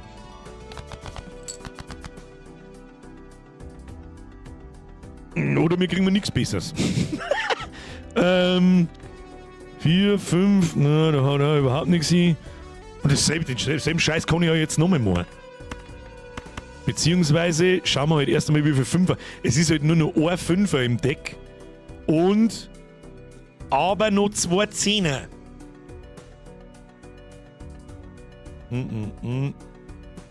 Oh, Karo Flush der AG. Das ist absolut richtig. Flush Full House. Und Full House gibt halt. Wie viele Karos haben wir noch? Ja, haben nur noch 6 im Deck drin. Die ist mir die Wahrscheinlichkeit zu niedrig. Karo Flush ist höhere Wahrscheinlichkeit. Kommst du mehr? Bist du sicher? Ja, natürlich. Absolut sicher. Das eine, jetzt pass auf, wir haben ein Kartendeck von 16, 20, 26 Karten. Stochastik ist nicht meine größte Stärke. Haben wir Gymnasiasten da, die Stochastik genossen haben? Ich habe weder das Gymnasium noch Stochastik genossen. Aber so grob, was das eben ist, damit ich aufs Karo spekulieren kann. Ich habe die Wahrscheinlichkeit, ich habe 6 Karten im ganzen Deck, die mir einen Flush bringen. Ich habe aber bloß 2, 3 Karten, die mir das Full House bringen.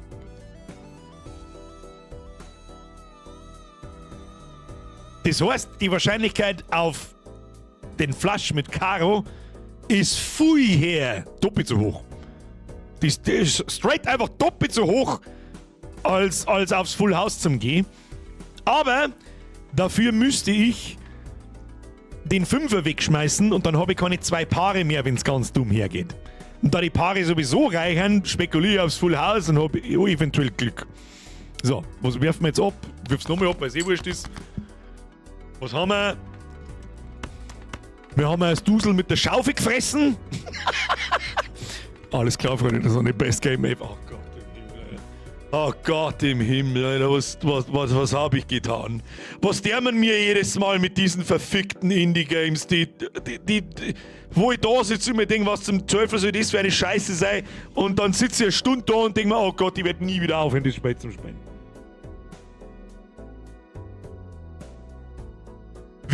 Und mal ganz abgesehen davon, wer zur Hölle denkt sich denn so eine verfickte Scheiße aus? Wer denkt sich denn so ein Spielprinzip aus? Du verkopfst dich jetzt schon, dabei ist alles noch Safe Play. Warte mal 2, 3 Ante. Ja, das kommt schon noch. Ja, außerdem, nicht vergessen, hier läuft ein Stream, da sind Leute, die vielleicht nicht so viele Computerspiele spielen, sowas da vielleicht sogar schon gleich gar nicht, habe ich auch noch nicht gespielt. Darum erkläre ich euch sehr ausführlich, was ich mir denke, etc. Bloß damit ihr euch, was weiß ich. Der Dev denkt sich sowas aus. Ja, der ist offensichtlich ein Geschubster, das ist alles, was ich weiß. Da, hier, Full House haben wir reingeschissen. Nimm den Schund. Haben wir es schon geschafft.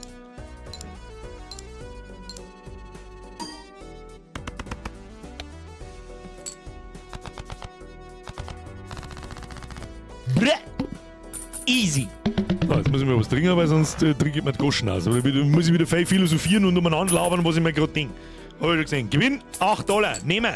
So, jetzt gib mir es auch. Oh, was ist das? Plus 2 Chips für jede verbleibende Karte im Deck. Momentan 104 Chips. Plus 2 Chips für jede verbleibende Karte im Deck.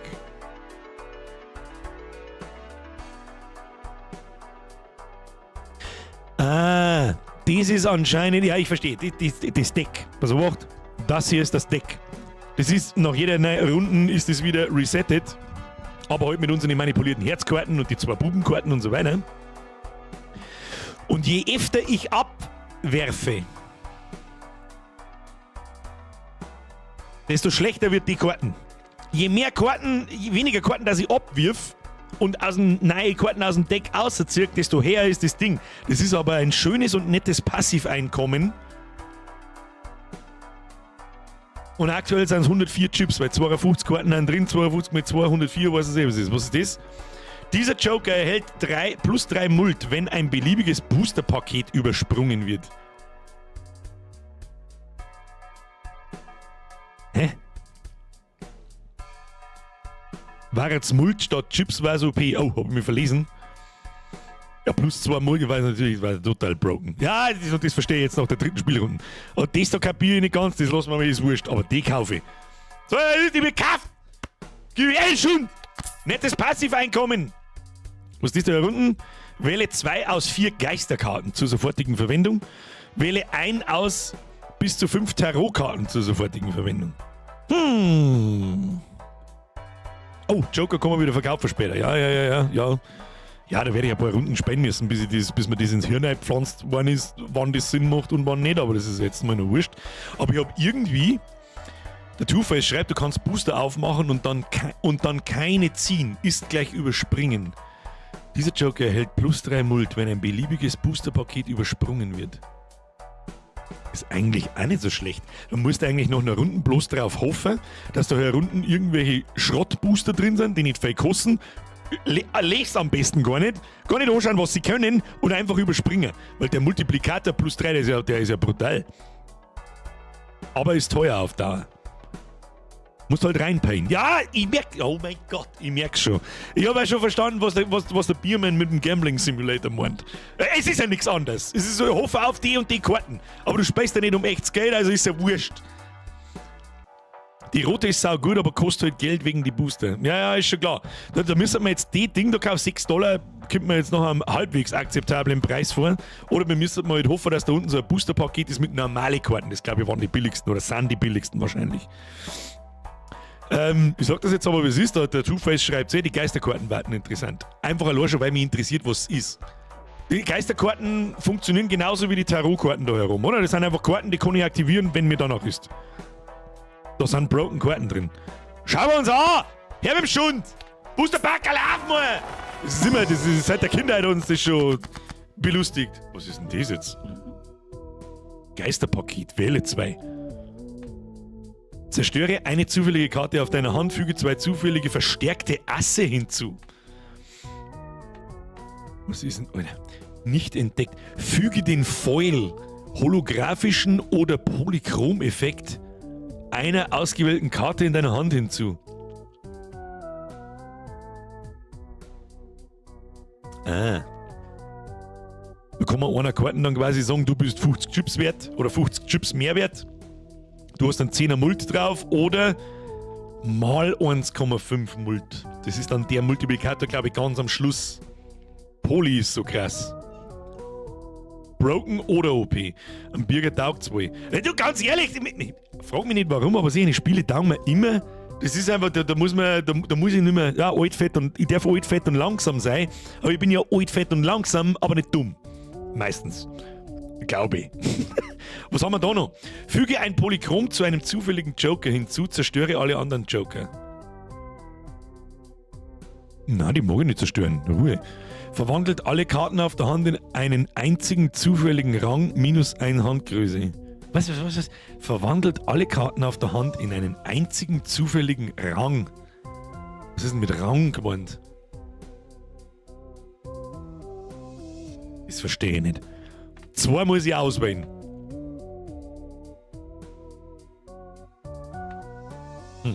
Ich bin ein alter Mann und brauche Unterhaltung, keine Herausforderung. Sechstes Herr Lexberger. Die Hand, die du gerade siehst, alle Karten in einer Zahl.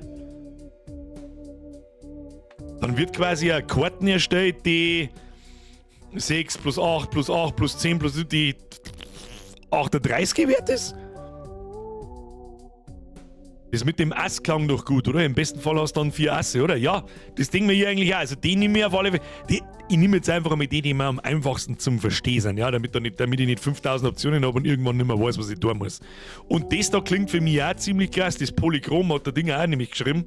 Der 1,5er Mult, das ist der wird am Schluss.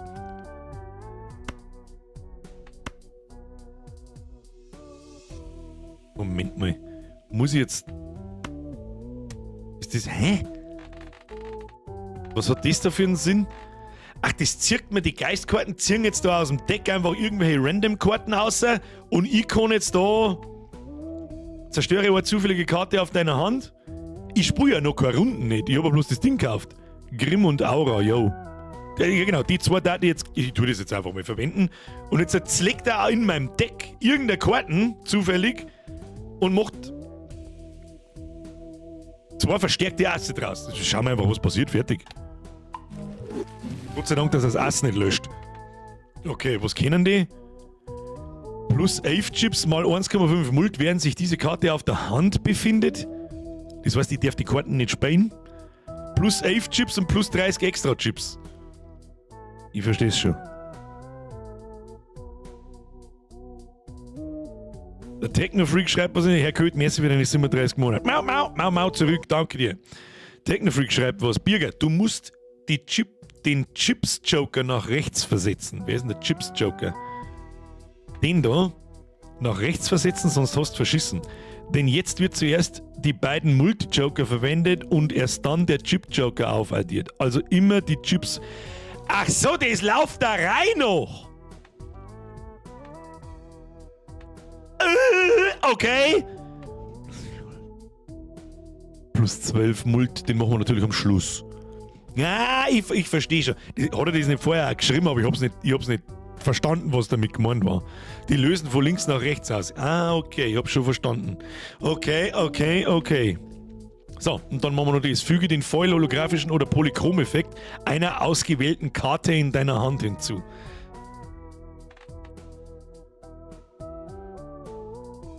Ich hätte jetzt fast gesagt, das geben wir dem Herz Ass. Warum? Weil die Wahrscheinlichkeit auf ein Flush mit Herzen sehr hoch ist. Ich nehme die Ass-Karten, weil ich die spielen darf. Die anderen darf ich nicht spielen. Die hat zwar mal 1,5 und so, aber das triggert ja erst, wenn beim Handspielen die Karten in meiner Hand bleibt, nehme ich mal sehr stark an. Aber der Suna schreibt, nein, die ganz rechte Ass-Karten. Die ganz rechte, die da. Ah, stimmt, weil. Aber warum? Dann kann die das Ass zum Beispiel nicht in eine Herzflasche einbauen. Wo die Wahrscheinlichkeit mittlerweile relativ hoch ist. Finde ich. Oder sehe ich das falsch? Nein, eben nicht. Die Stahlass muss in der gespielten Hand also abgelegt werden. Ach so! Wieso wird denn das dann... Wieso kann man das nicht schöner beschreiben, wenn sich diese Karte auf der Hand befindet? Warum steht da nicht gespielte Hand dort? Dann Learning by doing, wenn wir failen und es ist ein Schmarrn. Nee, Stahl nicht spielen. Ja, nein, Stahl darf nicht die Spiele. Sechs das! Dann habe ich es doch richtig verstanden. Mann, Chef! Jetzt mir keine Gacke nicht erzählen. Ich nehme jetzt die ganz linke. Das ist my tactics. Achtung, meine Tactics. Das Ding verwenden. Hey, ich kann auswählen, was ich da drauf tun will. Was hab ich jetzt da? Was hab ich jetzt da?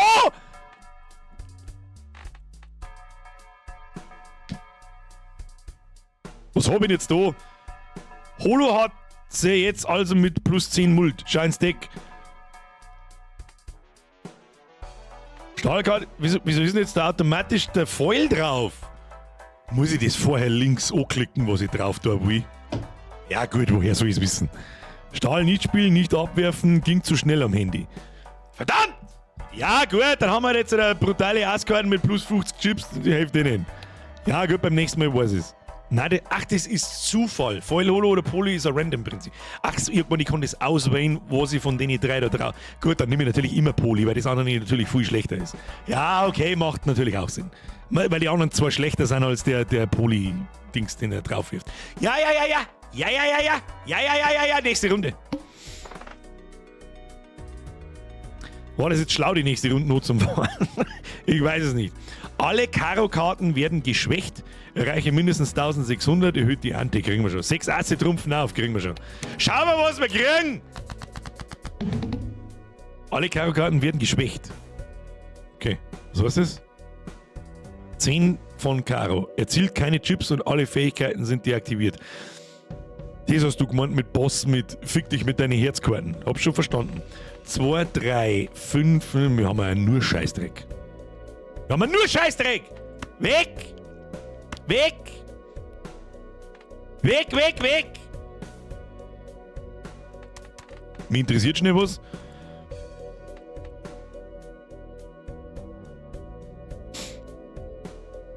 Das heißt, wenn ich das Paar jetzt spielen darf, dann darf er nicht mit 10x2, sondern 5x2 Punkte zeigen. Weil die Karten im Prinzip ja kaputt ist. Die bringt nichts. Weg damit! Wir gehen auch auf das, was wir gesagt haben. Ergo ist gleich Karo abwerfen, ne? Das sowieso.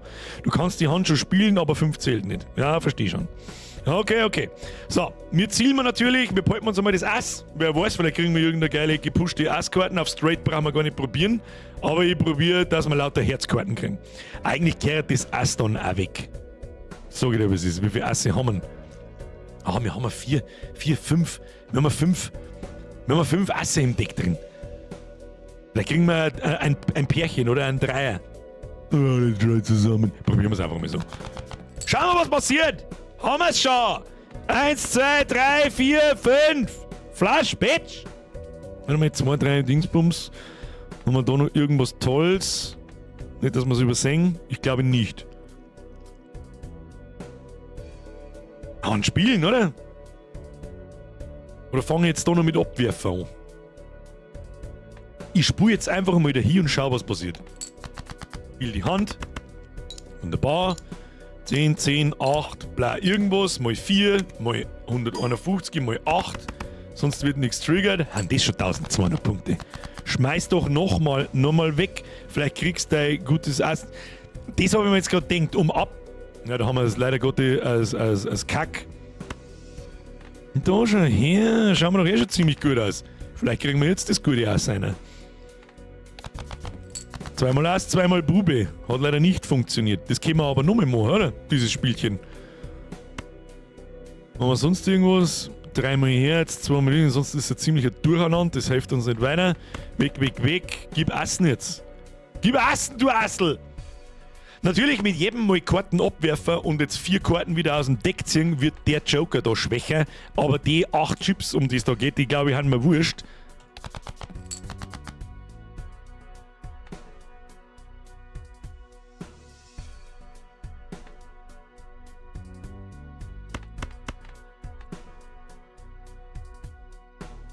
War da nicht gerade ein Full House? War ich blind? Das kann jetzt natürlich schon passieren, dass ich solche Sachen natürlich übersehe. Da habe ich schon zu lange nicht mehr gespielt dafür. Aber als Full House haben wir theoretisch leider Gottes mit einem Karo-Buben.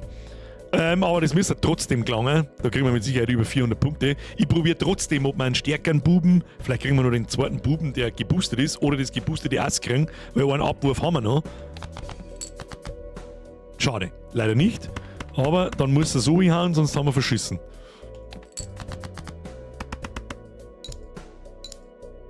Ja, leicht. 4er Multi ist da drauf, die ist geschwächt, Hälfte, 130 mal 2. Ja, pff. Komm, hör mir auf, du! Da fällt's ja himmelweit, fällt's da! Also, Ass hast du vorher schon weggeschmissen. Ja, oh, eins davon, das stimmt, die Runden vorher. Da bin ich noch nicht auf Full House mit Assen gegangen. Ja, aber schon langsam, ich hab schon da geneist. Tun Sie sich nicht hinunter, Gut, Spiel. Vorweg, ganz ehrlich, meine Hochachtung, wer sich dieses Spiel ausdenkt hat. Wer kommt, wie er auf das gekommen ist. Das denke ich mir bei Indie-Games so oft, das sind fucking Genies. Fucking Genies.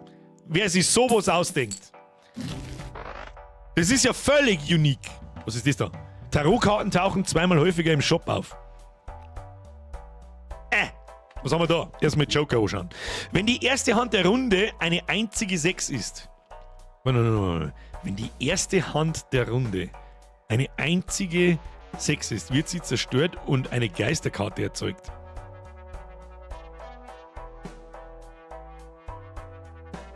Das ist wieder was ich nicht verstehe. Das heißt, wenn ich in irgendeiner Runde einfach nur eine High Card 6 spiele, dann wird die kaputt gemacht und es wird Geisterkarten erzeugt. Verstehe ich das richtig? Vielleicht muss ich nur einfach simpler Dinge. Dann haben wir das da. Nicht entdeckt. Wenn die erste Hand der Runde nur eine Karte hat, wird dem Deck eine dauerhafte Kopie hinzugefügt und auf die Hand gezogen. Oh.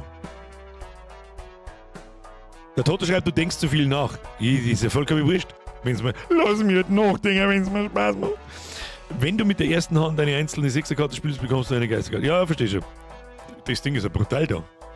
Da kannst du jetzt mal in der ersten Runde hoffst du auf ein Ass. Meinetwegen.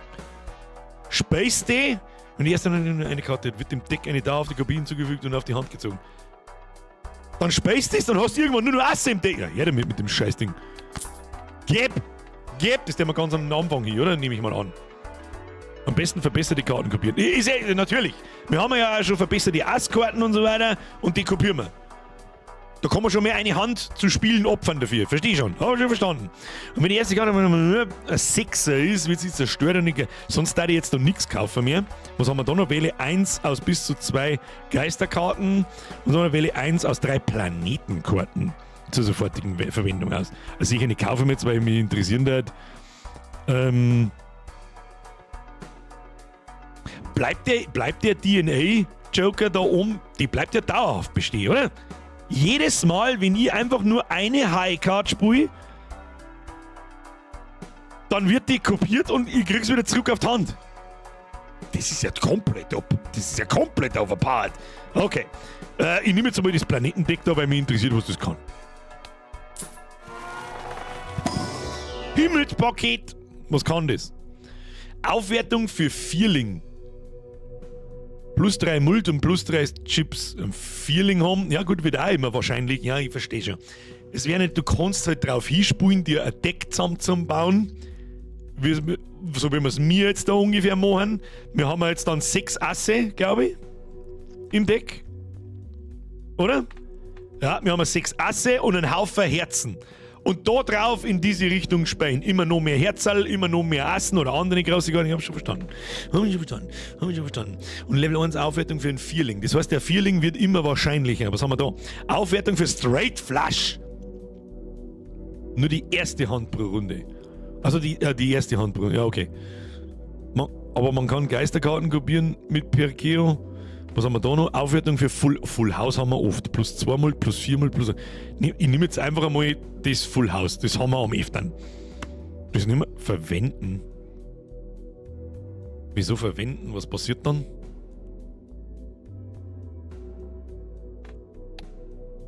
Ändert das diese Tabelle da? So ein Planetending. Das Full House ist jetzt halt bei 40 mal 4. Also bei 160. Und das macht dann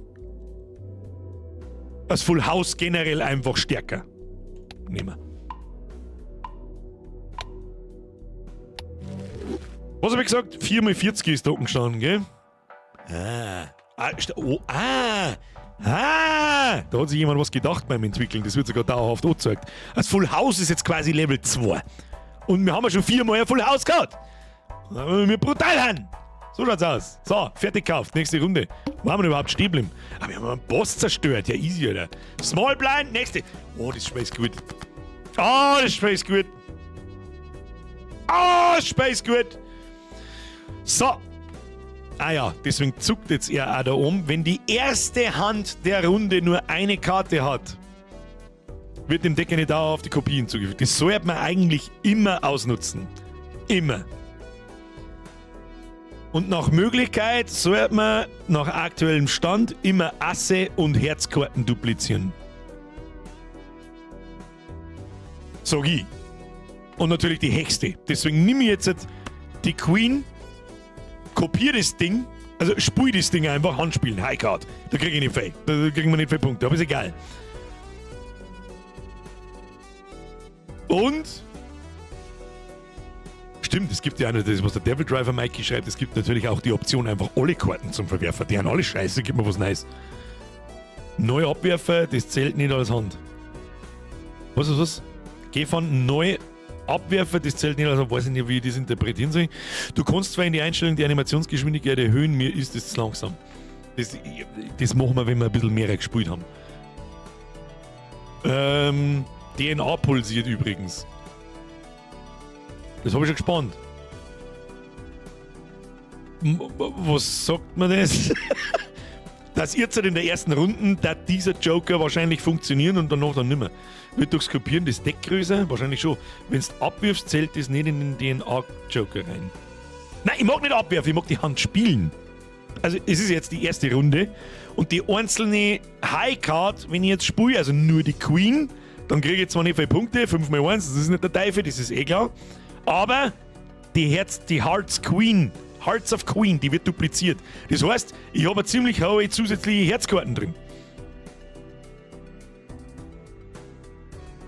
Und wenn ich alles abwirf, das müssen wir jetzt einfach ausprobieren.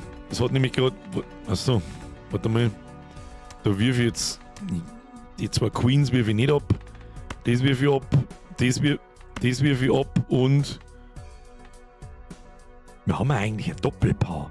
Wieso soll ich denn das eigentlich tun?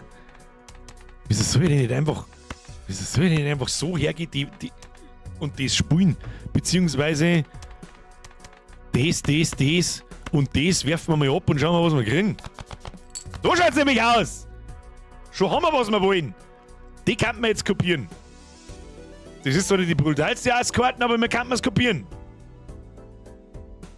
Oder? Wir könnten einfach nur mehr abwerfen und schauen, ob irgendwas Brutales kriegen. Aber ich würde sagen, wir machen jetzt das. Spielen wir die. Das ist eine brauchbare, das ist zwar leider Gottes Karo-Karten, aber ist ja scheißegal. Ich mag aber heute nicht mehr Karo-Karten haben. Hilft nicht, aber Asse. Asse, besser, Farbe, ich verstehe schon. So, wir spielen das Ding jetzt. Jetzt wird das Ding kopiert und mir wieder auf die Hand gehen. Oh, so wenig, Alter.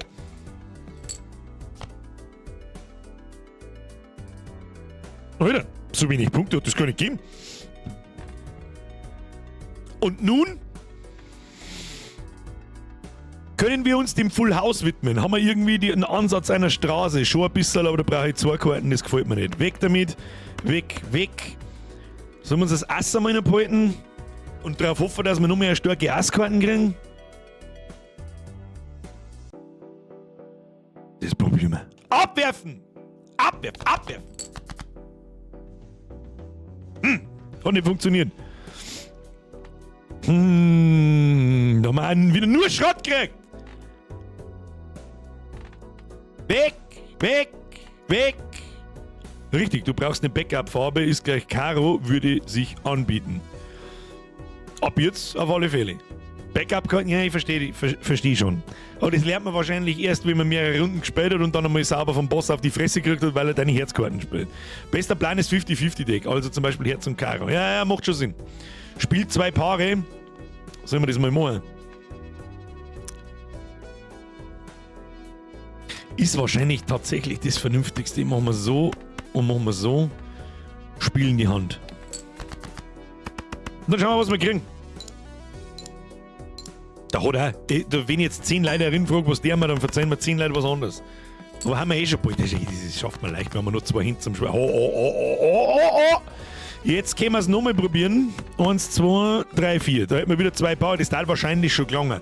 Ich möchte aber probieren, damit ich besser ins Spiel hineinkomme. Weg. Was haben wir da? 5, 6, 7, 8, 9. Oh, wir könnten mal auf ein Wie viel Sechser sind denn noch drin? Nur 2. Nein, das Risiko gehe ich nicht ein. Sag dir, was ist. Mir hofft man auf eins von den Asse, das noch drin ist. Da haben noch 4 Stück drin. 6er haben wir bloß 2.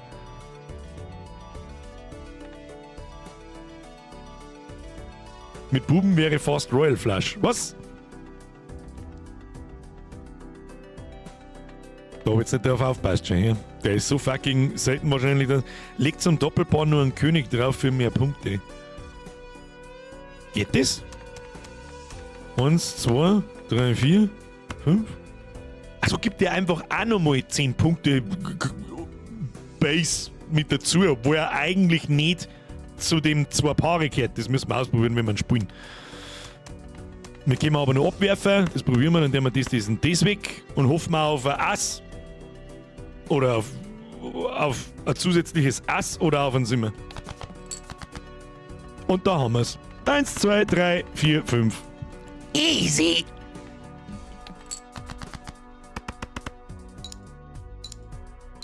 Oh, und die mit 41 haut heute schon gewaltig rein. Ja, wenn ich so, das ist nur einer hinterster Post, ist es blank gelegt.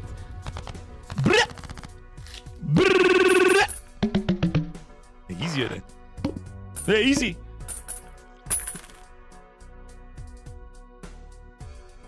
Meistens du sagst, was. It's magic. Gut, Speck, was sagen wir? Oh, was haben wir da? Nicht entdeckt. Plus 8 Mult, wenn die gespielte Hand Paar enthält. Jetzt doch. Plus 8 Jokers. Was? Was heißt negativ? Oh, Negativ-Joker kaufen. Aber was heißt das? Das ist ja nicht negativ, wenn ich jetzt einen 6. Joker-Slot kriege, oder? Okay, der Flo schreit kaufen, der Two-Face schreit kaufen, negativ kaufen, Insta. Okay. Insta. Tatek. Der gibt den. Ja, hab schon verstanden, warum der mächtig ist. Es gibt da einen zusätzlichen Joker-Slot da herum. Hab schon verstanden. Was haben wir da? Plus 30 Chips für jeden verbleibenden Abwurf.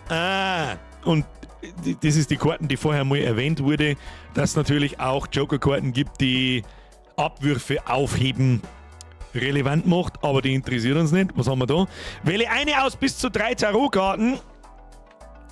Wähle eine aus bis zu 5 Planetenkarten. Sollen wir sowas noch kaufen? Und da haben wir noch Tarotkarten, tauchen 2-mal häufiger im Shop auf. Nee, das interessiert mich nicht. Selten und stark. Negativ-Joker sind stark. Ja, das merke ich schon. Erstens einmal, in einem Full House, seht ihr, Full House? Da ist ja auch ein Paar drin. Theoretisch. Geil wird's mit der richtigen Joker-Kombi. Ich habe einen Spezi, der hat mit einem Doppelpaar und der Joker-Kombi 10.000 Punkte gemacht. Der triggert auch bei Full House, das enthält ja auch ein paar. Genau das war meine Frage gewesen, ob das so gedacht war. Was haben wir da? Nicht entdeckt, wähle einer. So eine Tarotkarten hätte ich noch gern. Soll man sich eine kaufen? Planetenbuffen jede Hand oder so Planetenkarten. Oder sparen wir erst wieder ein wenig. Aber es bringt ja auch nichts, wenn die Dollar da dort liegen. Das bringt uns nichts. Wir kaufen uns jetzt eine Tarotkarten. So schaut's aus. Ansehen, freigeschaltet. Was habe ich jetzt freigeschaltet? Gottes Willen, was haben wir da? Verwandelt bis zu 3 ausgewählte Karten in Picks. Verstärkt 2 gespielte Karten auf Multkarten. Oh, das ist stark. Haben wir mir. Ach, da haben wir kein Herz und kein Ass nicht um. Verdammt nochmal. Aber Karos haben wir! Ja, dann buffen wir halt die Karo-Karten. Was haben wir da? Nicht entdeckt. Verstärkt eine ausgewählte Karte in eine Goldkarte. $3, wenn diese Karte zum Ende der Runde auf der Hand ist. Das heißt, wenn sie nicht gespielt wurde.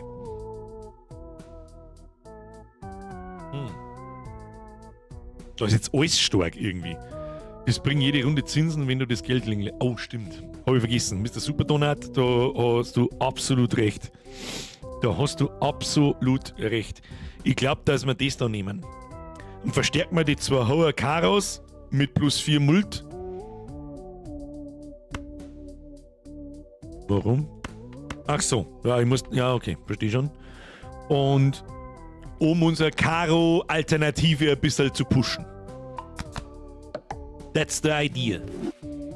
Buben haben allgemein ziemlich stark anscheinend.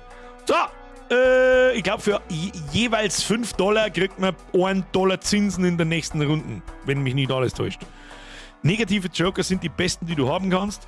Die sind auch zu bekommen, wenn du Blind überspringst. Also immer mal nachsehen, was du bekommst, wenn du einen Blind überspringst. Das haben wir noch gar nicht da. Ich habe auch ehrlich gesagt noch nicht ganz erkannt, warum ich das jemals tun sollte. Sag ich auch ganz ehrlich. Weil in dem Big Blind habe ich ja die Chance, dass ich mir wieder Geld da spui und dann Tarotkarten kaufe oder irgendwelche Boosts kaufe oder irgend sowas. Spielen wir Blickblind. Oh.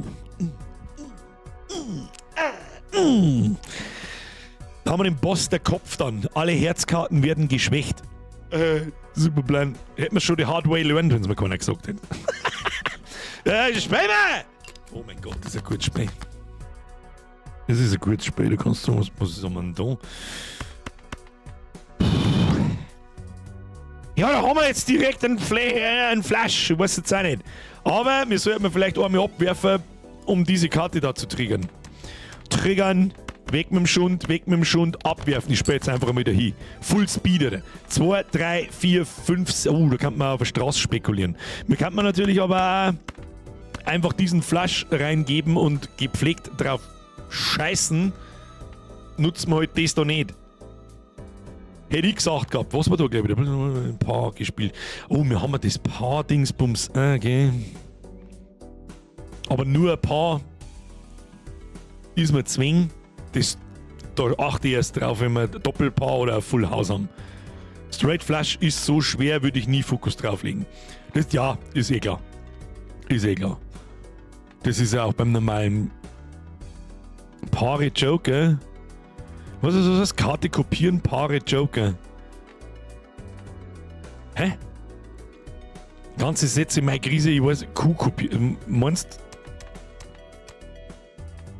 Wobei, wir haben ja dann den immer noch. Wenn wir jetzt halt aber so. Wir kopieren jetzt die Queen.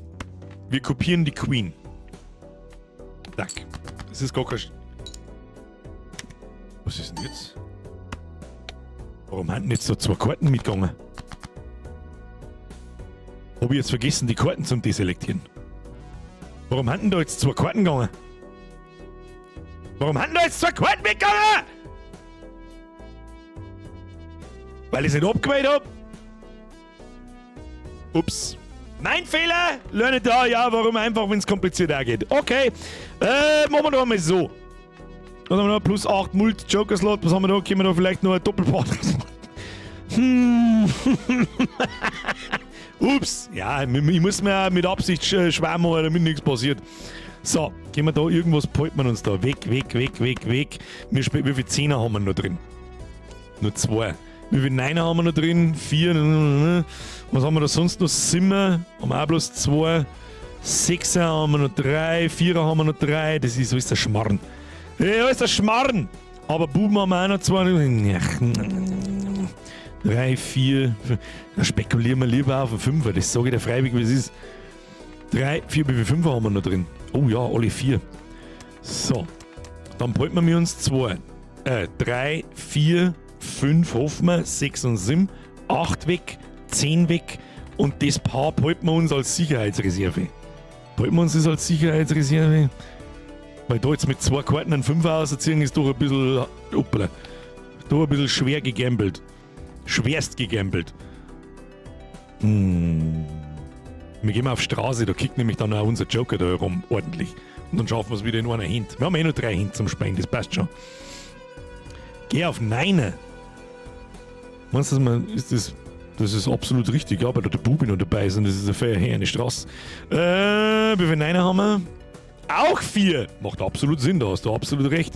Das heißt, wir nehmen 6, 7, 8, 9, 10. Wir schmeißen mal die 2 weg da. Wir können es natürlich. Können wir irgendwie auf beides. Immer irgendwie auf beides gambeln. Auf einen Fünfer und auf einen Niner. Nicht wirklich, mit einer Karten da jetzt einen Fünfer oder einen Niner ausziehen ist absolutes Gegamble. Dann der wir den weg. Den weg. 6, 7, 8, 9, 10. Wie viele Sechser sind denn da drin? 3. 6, 7, 8, 9. Wir brauchen einen Niner! Der Sechser kann weg.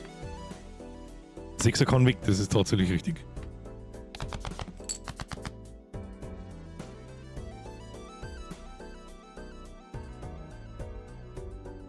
Verdammt!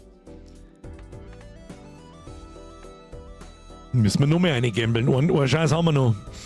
Weg.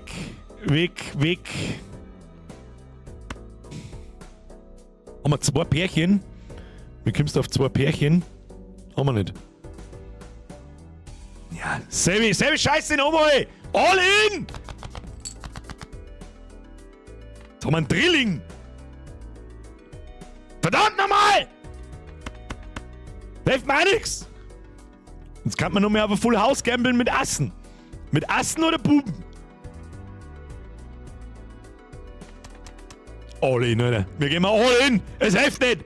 Wir machen mal das Full House mit 8 Buben und gegebenenfalls Assen. Do it! Goddammit! So, jetzt haben wir ein ordentliches Problem, Kinder. Du hättest den Buben nicht schmeißen dürfen. Das fällt mir jetzt im Neuen auch auf, ja. So, können wir da sonst irgendwas draus bauen? Da war der Niner. Ja, der hilft mir jetzt nichts mehr. Verdammt!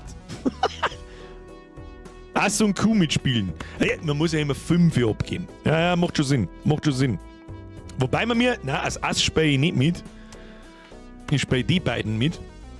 Weil ich dann in der nächsten Runde die Möglichkeit habe, dass ich wenigstens nur ein paar Asse kriege.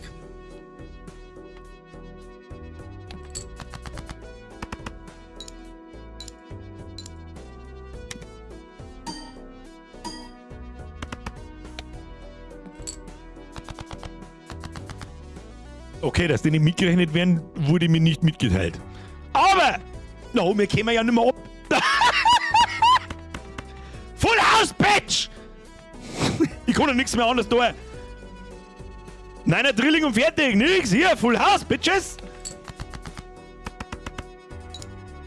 Wächst mehr im Leben drin. Haben wir schon. Easy. Easy win, Alter. Ja, gut. Man braucht vielleicht wirklich nicht ganz so krass so viel nachdenken. Zumindest nicht bei, wie vorher gelernt, bei Ante 3. Wahrscheinlich wird es jetzt dann schon narrisch. Weil momentan haben wir ja wirklich immer, was weiß ich, fast über das Doppelte drüber, was wir eigentlich erreichen müssen. Und jetzt haben wir wirklich hart reingegambelt. So, Gewinn $6. Das ist natürlich jetzt nicht der Teufel, aber schauen wir mal. Venus! Aufwertung für Drilling. 2 Mult. Gekauft. Was ist das? Nicht entdeckt. Chance von 1 in 2. Eine Tarotkarte zu erzeugen, wenn ein beliebiges Boosterpaket geöffnet wird. Sweet Jesus! Hauen Sie sich hin! Kuss auf die Nuss. Merci fürs Zuschauen. Liken nicht vergessen! Mal geschmeidig an alle da herin.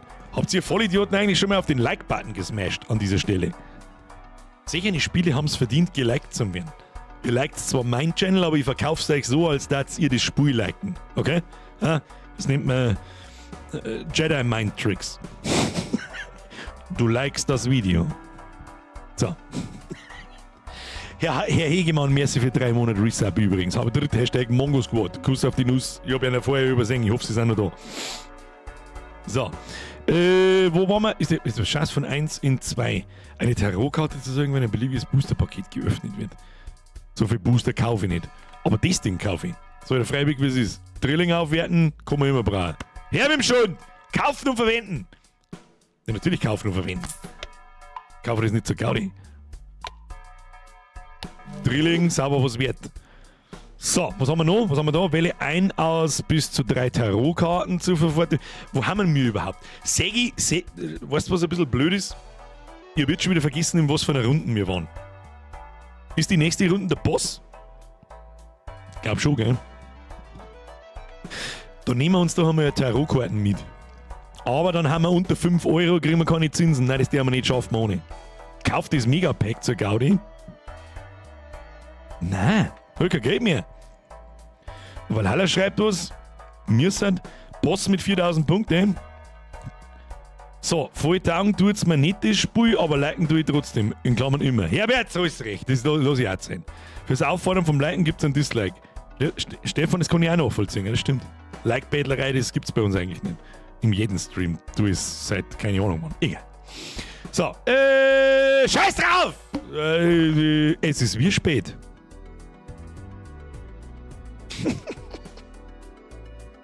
Geh komm, halt doch dein Maul. Geh komm, halt doch dein Maul! Auswählen! Halt doch dein Maul dann!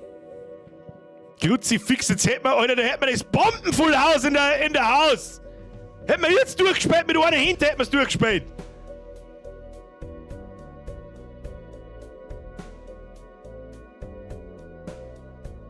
Der nächste Post lässt deine Herzkarten schwächen. Ja, weitergezockt wird. Da der Papa heute nicht ganz fit ist, hoffe ich, es wird mir verziehen, wenn wir nicht so ewig lang machen. Was heißt ewig lang machen, in Anführungsstrichen? Also, dass wir halbwegs zeitig Schluss machen. Ich hoffe, da ist man nicht besser. Herz Ass kopieren, das war jetzt die erste Frage gewesen. Wenn ich das Ding spiele, kopiert er dann die Schwächung mit? Und bleibt die dann für immer? Oder ist das bloß jetzt so?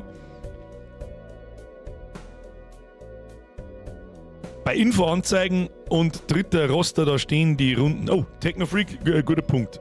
Hab jetzt spät gelesen, aber das geht. Warte mal. Sehr gut. Flo schreibt, ist nicht für immer. Ja, dann kopieren wir die Herz Ass.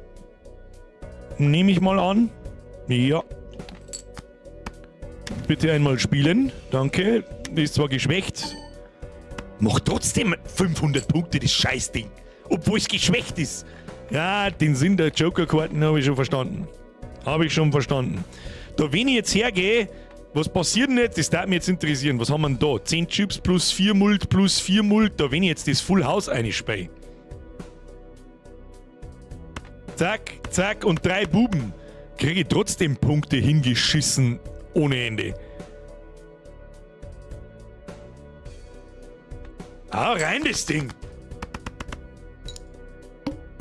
Außerdem haben wir das Full House vorher auch noch bufft.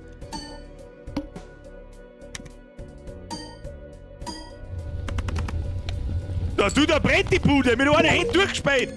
Joker freigeschaltet. Ante-Steigerung. Erreiche Ante 4, haben wir ein Achievement gekriegt. Haha. 2 verbleibende Hände. Ja, Alter. Scheiß Boss, kann gar nichts. Da kann uns nicht mehr was, wenn er die Herzkarten fickt. Gut, aber jetzt haben wir bei der Hälfte der Ante-Punkte. Jetzt wird es dann wahrscheinlich langsam... Oh, was ist das? Das klingt leicht overpowered.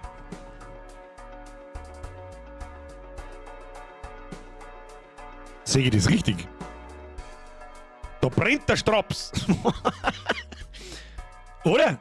Ja, Flo schreibt auch gleich, kauf direkt. Oder? Das sehe ich schon richtig, dass plus eine Karten auf der Hand absolut brutal ist. Einlösen! Einlösen! Ich möchte einlösen! Der Bämsel war schon wieder besser. Ah, kannst du geil links zu rechts, links zu Bämsel, rechts zu Bämsel, überall Bämsel. Was haben wir da? Nicht entdeckt. Löse alle Karten der finalen Hand der Runde erneut aus. Nochmal. Löse alle Karten der finalen Hand der Runde erneut aus. Das verdoppelt. Was ist denn die finale Hand? Wenn ich auf Blau druck, Handspielen druck, oder nicht? Der Inproxy schreibt, das war doch ganz am Anfang schon da, das mit dem Pinsel. Ja, aber da habe ich noch nicht verstanden, was für einen Sinn das hat. Die letzte Hand, dann musst du immer bis auf letzte Hand spielen.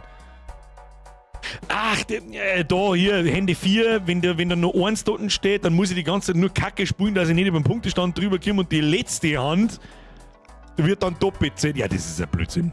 Ja, das gefällt mir nicht. Kann man mit Sicherheit auch voll die brutalen Sachen machen, dass du auf einen Zug über 10.000 Punkte zusammenkriegst, kann ich mir vorstellen. Aber das ist mir zu blöd. Was haben wir da? Karten, Straße, nochmal gebufft. Wir haben da schon was, gell? Dass wir auf die Straßen buffen, aber eigentlich ist das da unser schlechteste Joker-Karten. Weil die Straße doch nicht so oft vorkommt, wie ich mir das gedacht habe. Was haben wir jetzt da? Wähle 1 aus 3 Spielkarten aus, um sie deinem Deck hinzuzufügen. Na, okay, meine Bra. Nächste Runde! Lass mich spielen jetzt!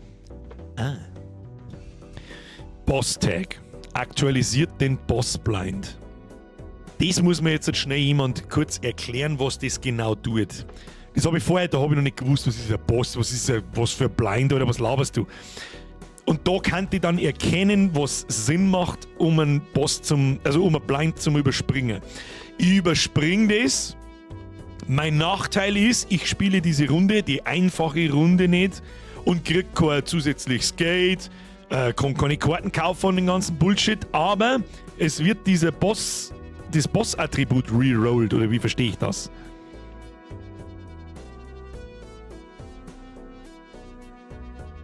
Saturn hätte die Straße dauerhaft gebufft, war kein Joker. Dann habe ich mich verlabert. Ich hab schon das gemeint, ich weiß schon noch, was Planeten bauen. Du tauschst eine Runde gegen einen anderen Boss, so verstehe ich das auch. Also im Prinzip, ich sag da jetzt als Beispiel, es ist nicht das Kreuz, sondern das Herz, so wie jetzt gerade. Der fickt unsere Herzkarten, was jetzt schlecht für uns ist. Dann überspringe ich das Ding, damit ich den Boss da reroll, dass er halt jetzt da alle Kreuzkarten schwächt. Was uns wahrscheinlich nicht so weh tut wie die Herzkarten schwächen. Werden wir schon irgendwann rausfinden, aber übersprungen wird nicht. Übersprungen wird da nicht! Einzackt wird ins Viech! Was haben wir da? Full House, Bitch. Oh, wir müssen erst was... Na, da können wir noch nicht... Da können wir noch nichts machen. Wo war das? Wenn die erste Hand der Runde... wenn ich jetzt da was abwirf. Nur 2, 4, 5, 6... Naja, da müssen wir zu viel Spekulatius. Da schmeißen wir die Scheiße weg und schmeißen wir die Scheiße weg. Schauen wir, was wir kriegen. Gibt Boss-Blinds, wo du nur eine Hand spielen darfst. Oh, ja, verstehe. Ich kann ja immer noch kopieren, wenn ich jetzt abwirf, oder? Wenn ich jetzt abwirf, kann ich schon noch kopieren. Weil ich spiele ja keine Hand. Oder? Hilfe! Mehrwegaffe sagt ja. Suna sagt ja. Ich muss über ein paar Sekunden warten, weil ich nicht weiß, ich hatte meistens so 10 Sekunden verzögert bei mir da. Ja, das geht, das sechstes. Abwerfen! Was haben wir? Haben wir sogar noch ein besseres Full House gekriegt. Und eine Sehne-Karten haben wir auch noch gekriegt. Schau hier, hau ich Herzkarten, Hand spielen, rein. Nehmen wir rein. Ein bisschen schauen. Nicht, dass wir wieder irgendeinen Scheiß dahin spielen. Es ist nicht so geil, dass die einzelnen Karten schon 500 Punkte gibt. Das ist ein totaler Kalter.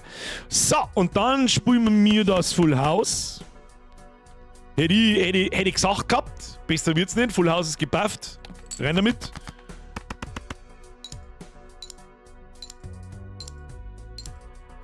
Auch nicht lauter kleine Karten, leider Gottes, aber es sind trotzdem. Hat jetzt das da gekickt? Weil wir haben ja ein paar in.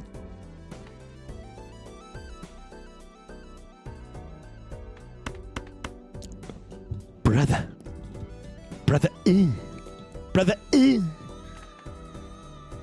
Wie viele Asse sind noch im Deck drin? Simmi. Brother, machen wir Full Risk. Und schmeißt mir das alles weg. Inklusive, machen wir unser Full House kaputt und hoffen wir auf was.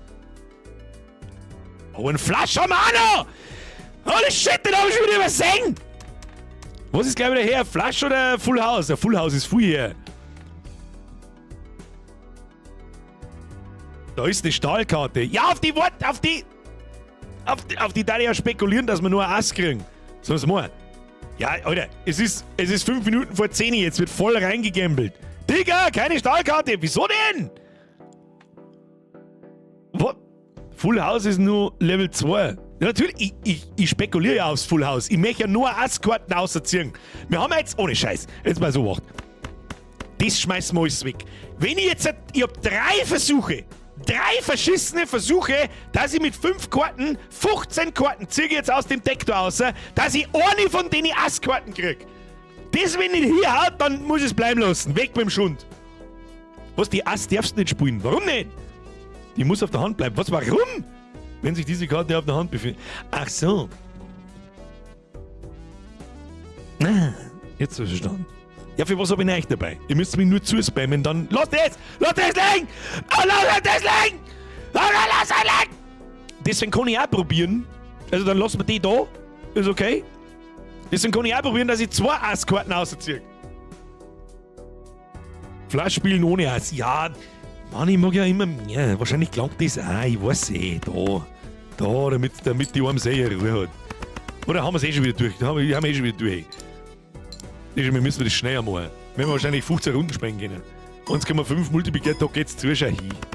Also, haben wir nur eine Hand. Hätten wir nur eine Hand zum Spielen. Ja, ich weiß schon, dass es reicht, aber ist ja egal. Ich will immer mehr. No risk, no fun. Was ist das? Schaut wütend aus. Gespielte Karten mit Herzfarben geben plus 3 Mult, wenn gezählt. Ja, kann ich blind kaufen, verstehe ich was falsch. Gespielte Karten mit Herzfarbe geben plus 3 Mult, wenn gezählt. Oder?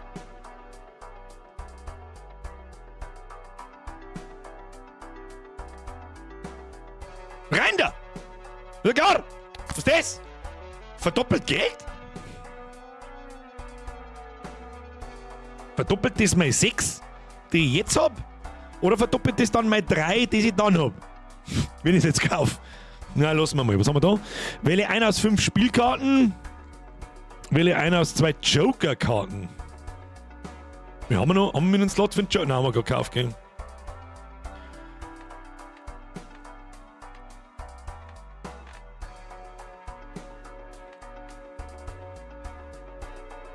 Die haben wir da her. Deine Joker so sortieren, dass plus Mult zuerst getriggert wird. Jein. Erst manipulieren wir den Basiswert von Chips und dann hauen wir die ganzen Multiplikatoren drauf. Das, glaube ich, macht mehr Sinn. Straßenjoker weg. Eigentlich kann man einen Straßenjoker weg tun und dann kaufen wir uns noch einen. Scheiß drauf. Tun wir den straight, gewöhnlich, verkaufen. Easy, kriegen wir das Geld wieder zurück und dann ist mir wurscht. Jetzt tun wir her. Jetzt tun wir einfach einmal und schauen wir, was passiert und nicht so viel labern. Was laberst denn du, ey? So, was haben wir da? 10 Mult, wenn die gespielte Hand Flasche enthält. Den nehmen wir da. Dieser Joker erhält plus 3 Chips pro abgeworfener Kreuzkarte. Farbe ändert sich jede Runde. Die gefällt mir nicht. Nein, die gefällt mir nicht. Da kann dann zu oft Karo und zu oft Herz geben und die mag ich eigentlich nicht abwerfen. Nehmen wir das Ding. Wenn damit, wo gehört das hin? Plus 10 Mult, wenn die. Das ist dann eigentlich wurscht, gell? Das ist dann eigentlich wurscht, wo wir die hier platzieren. Nächste Runde. Denken wir gar nicht lang nach. Schauen wir, was passiert. 7500 brauchen wir jetzt. So. Auf was gehen wir? Jetzt gehen wir erstmal kopieren. Wir kopieren natürlich das da. Wobei die Herzass, da ich schon auch gern kopieren, weil je mehr Herz, desto besser. Aber die 30 Chips sind nicht so krass. Mein Birger, du magst kein Geld, oder? Müsst ihr gehen fahren, warum denn? Wo denn? Was denn? Hättest die Terror noch kaufen sollen, aber warum? Ach, die kann ich ja irgendwann einsetzen. Nee. Komm, hör mir auf, Brian, nicht. Absolutes Programming, sag ich da. Straße fehlt nur Dame. Das ist absolut richtig. Geld verdoppeln immer gut. Ja, generell. Ich hab nicht drohdenkt, ich meine, das tut es jetzt in dem Moment. Ich hab nicht drohdenkt, dass ich die selber aktivieren kann, wann ich will. Ist wurscht. Karo kopieren, hast Zwing. Schaut nicht, da hast du absolut. Jetzt sowieso die da kopiert, wo der Modifikator drauf ist. Machen wir jetzt so. Es feiert übrigens eine Queen und der König bis zur Straße. 9, 10, Bube, Dame, König, wir brauchen mehrere.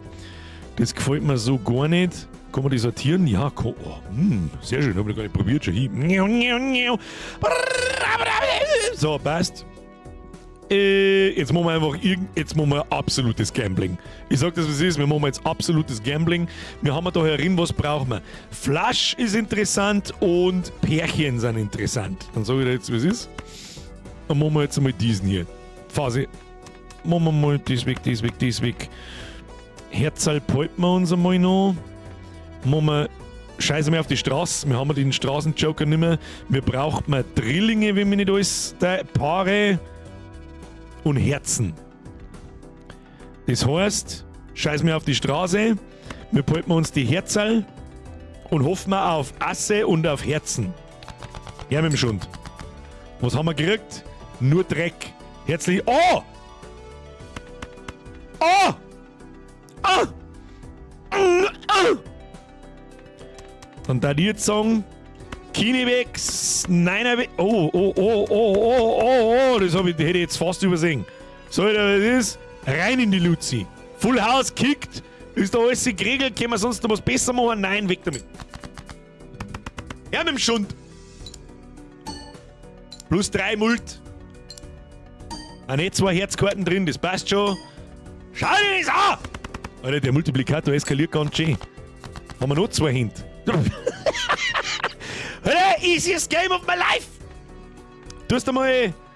Ja, Herzkarten warten natürlich schön, aber die schmeißen wir jetzt alle weg. Wie viele Kini und wie viele Queens haben wir da noch drin? Dann haben wir noch 4 Queens da drin. Da werden wir die nicht so eine ausziehen davon. Du hör dich jetzt! Natürlich nicht. Sound. Dafür haben wir das. Flash, Bitch.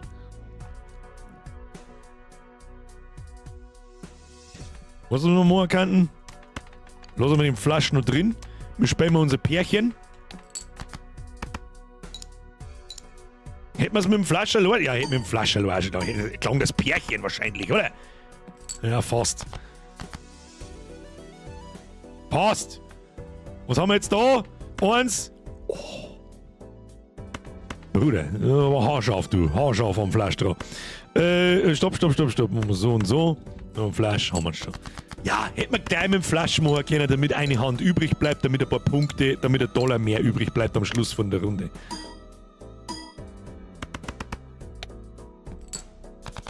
Easy. So, bin ich gespannt, ab wann es uns killt. Ab wann wir nicht mehr auskommen. Ich bin gespannt, wann es passiert. So, 8 Dollar. Was haben wir da? Dieser Joker erhält 0,25 Mult jedes Mal, wenn eine Spielkarte deinem Deck hinzugefügt wird. Momentan einmal. Alter, das Ding ist ja anders brutal, oder? Da wir mir das jede Runde am Anfang machen, dass wir mir eine Spielkarte unserem Deck hinzufügen, weil wir eine duplizieren, wird er das jede Runde nicht mehr. Der Stack mit dem DNA-Joker, das wollte ich wissen. Genau das wollte ich wissen. Was ist das da? Erhalte 2 Dollar pro Abwurf, wenn bis zum Ende der Runde keine Abwürfe verwendet wurden. Ja, das ist ein Kass. Jetzt kommen die Kombos. Her mit dem Schund. So, dafür müssen wir aber einen Joker ablegen. Den Basis-Dings legen wir nicht ab. Das mit den Herzfarben ist ganz nett. Wenn, dann lege ich den ab. Den behalte ich mir, weil ein Herz haben wir sau viel und den generellen 4 Mult, den verkaufe ich und stecke den rein. So, was ist, der jetzt einfach. Rein damit, wenn ich Scheiß mache, scheißt mir schon zusammen im Chat. So, dafür oh, kann ich mir den schon kaufen, ja. Den haben wir da her. Ich weiß nicht, was das jetzt bei sicheren Karten da sind, weil es ja mehr oder weniger Passivkarten, wo es wurscht ist, wo die in der Reihenfolge ist, aber mit der haben wir es einmal ganz 4. Oder? Sag ich schon richtig. Sag ich das richtig? Denke schon. Der muss ganz rechts. Aber wieso? Macht das einen Unterschied? Ich glaube, ich habe noch nicht so ganz verstanden, wo der Unterschied zwischen dem plus 8 Mult und dem im roten Kasten mal Mult. Was das für einen Sinn macht. Aber gut. So, müssen wir einen Boss killen. Das Kreuz, 10.000 Punkte. X Mult immer hinter, dann stackt es. Und nicht addiert. Ja, den Unterschied da, den sag ich, was ist, den check ja jetzt noch nicht ganz. Aber ist ja wurscht, weil er in Multi ganz zum Schluss multipliziert. Ja, aber das ist ein Mult und das ist ein Mult. Das ist doch, das sind ja lauter Mult. Ach, weil das jetzt seid, weil da vor. Oh mein Gott, bin du Vollidiot. Ja, ich hab schon gecheckt, das eine ist Plus, das andere ist Mal. Ja, das habe ich, weiß ich nicht, was ich mir da jetzt in meinem Kopf zusammengesponnen habe. Dass ich es nicht verstehe. Ich verstehe schon. Jetzt habe ich es verstanden. Hab schon verstanden. Verzeihung. So, was haben wir da? Gleich mal. Schaut schon mal gut aus. Kreuz ist geschwächt, das ist mir aber scheißegal. Wir haben da 2 Paare. Haben wir mit diesem Paar noch, da haben wir ein Paar und Flasch. Haben wir irgendwo ansatzweise in Richtung Flasch nicht wirklich, aber 2 Paare haben wir. Da, jetzt müssen wir erstmal Karten kopieren. Wir müssen erstmal Karten kopieren. Was müssen wir da kopieren? Wir kopieren die dann nochmal, weil die ist richtig gut. Die ist richtig gut, die kriegen wir ja dann wieder. Ja, die kriegen wir wieder. Rein damit. Rein damit! Es gibt erst einmal 500 Punkte, wahrscheinlich sogar. Warte, die hat ja plus keine Ahnung was. Hab schon verstanden. Was? Wieso hatten die vorher dann so viel Multiplikator? Ja, ist ja wurscht. So, wir haben jetzt da 2 mit Kine. Wie viele Kine haben noch drin? Nur noch einer. Aber Asse sind noch mit drin und auf die spekulieren wir jetzt. Das soll ja freiwillig, wie es ist. Wir hätten da aber auch 3 Paare. Ist mir wurscht, die Neiner werden weggewürfelt. Leck mir was! Ich kann ja die 3 Paare nicht spielen. Oder? Ich kann ja, man, was soll ich mit 3 Paaren? Da, hier. Das hilft mir ja nichts. Ich kann ja nur 5 Karten hinlegen. Ich spekuliere auf ein Full House mit Assen und Königen. Oder eventuell, vielleicht kriegen wir auch noch einen Niner. Vielleicht kriegen wir auch noch einen Niner. Das kann man so machen. Wie viele Niner haben noch drin? 2. Auf das brauchen wir eigentlich nicht. Ass und Niner Polten. Nein, natürlich nicht. Ja, wobei die Wahrscheinlichkeit auf 9 ist her. Die Wahrscheinlichkeit auf den Niner ist her als auf den Kini. Den ersten Abwurf probieren wir jetzt so. Wir palten uns Asset, Kini und Niner und schauen wir, was wir kriegen. Und schon haben wir's. Alter. Brother Brother Rein mit dem Full House! Rein damit! Bam, bam, bam, bam. Die ist leider geschwächt, aber das ist mir wurscht. Brim, brim, brim, brim. Easy. So. Kriegen wir jetzt mal 4 Niner, oder? 2, 3, 4, 5, 6. Straight. Straight, bitch. Jetzt haben wir unseren Straight Joker verkauft mit Volldeppen. Oder? Flash. Paar. Goddammit. 1, 2, 3, 4. Man kann natürlich auch auf Flash spekulieren.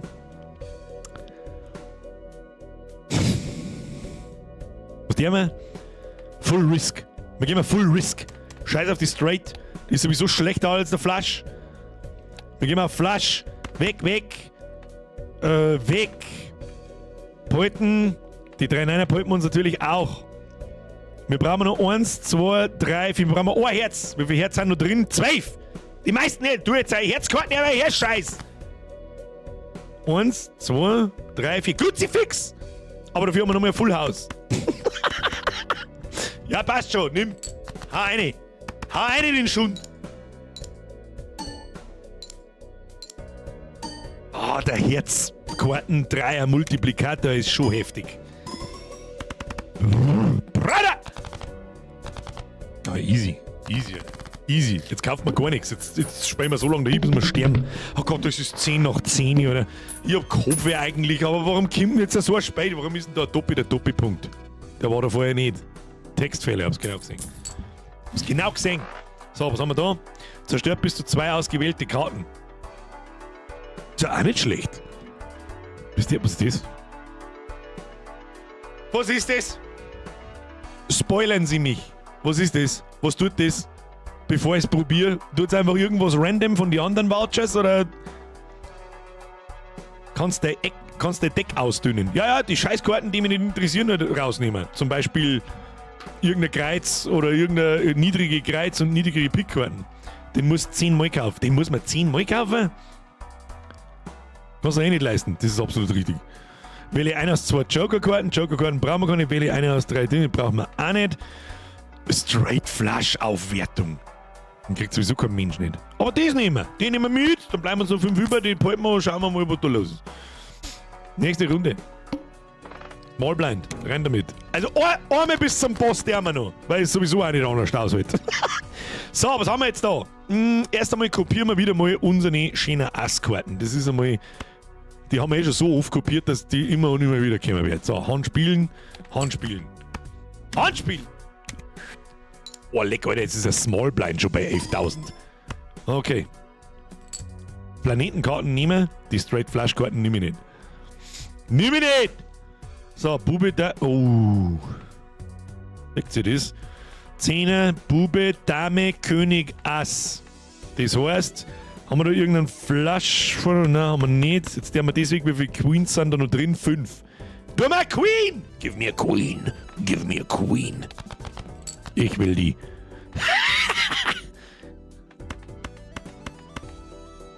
Das ist aber gar nicht so stark, oder? Die scheiß Straight ist eigentlich ja gar nicht so scheiß stark. Die haben wir nicht einmal gelevelt. Aber wir haben den Ah, Mann! Ich bin ja der Depp, warum Spain da aufs Dreh. Ist mir wurscht jetzt, du hau rein. Ist mir wurscht jetzt! Hauen Sie rein, schauen wir, was rauskommt.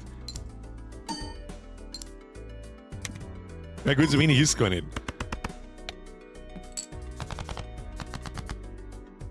Ich will ja nicht mit dem Finger auf irgendjemanden zeigen, aber das hätte man besser machen können. So, da haben wir wieder das, spekulieren wir auf Doppelpaar, Paar und Flasch. Das weg. Aufs Karo-Flasch, wie viele Karos haben wir denn drin? Schon ein paar. Da haben wir aber auch 2 Paare, gell? Und herum haben wir einen Joker, der auf Paare anspringt. Das heißt, wir machen jetzt das und das. Spiel den schon.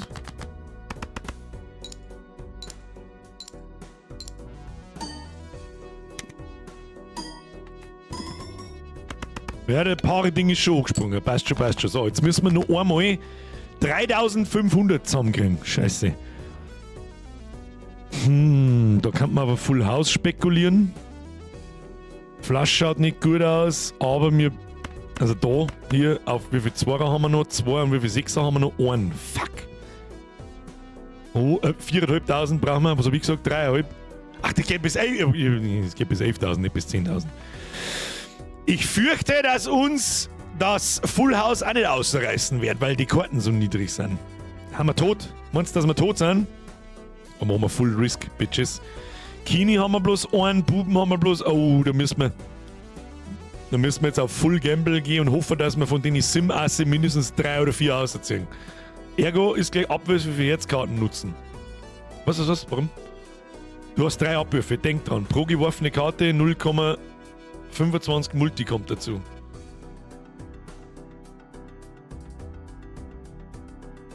Ja, aber nur wenn ich Spielkarten meinem Deck hinzufüge, gingen die abgeworfenen Karten wieder zurück ins Deck? Er schreibt Bullshit selber oder ignorieren stimmt nicht. Schmeiß alles ab, was nicht Herz ist. Das ist auch eine richtig gute Idee. Ich sag das, wie es ist. Die 2 Paare bringen uns nichts.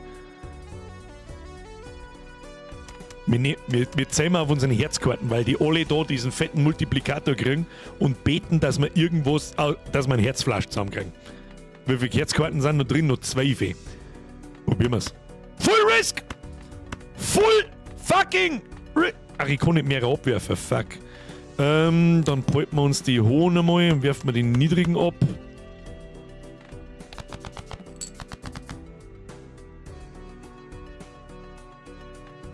Jetzt ist wieder die Frage, ob man auf ein verdammtes Full House geht mit Kini und Assen. Ziehen wir nur ein Ass außer von den 5, die noch drin sind. ziehen wir nur ein Ass außer. Ich weiß nicht, was ich.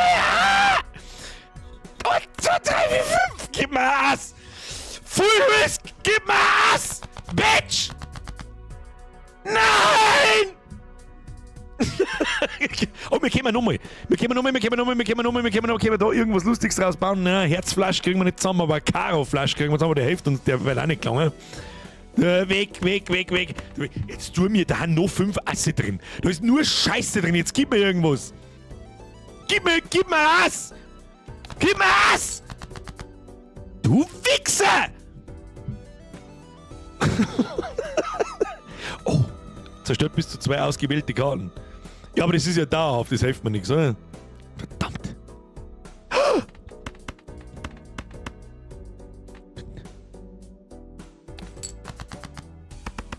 Glaub das, ich weiß nicht. Ich weiß nicht, was klangt! Gib ihm!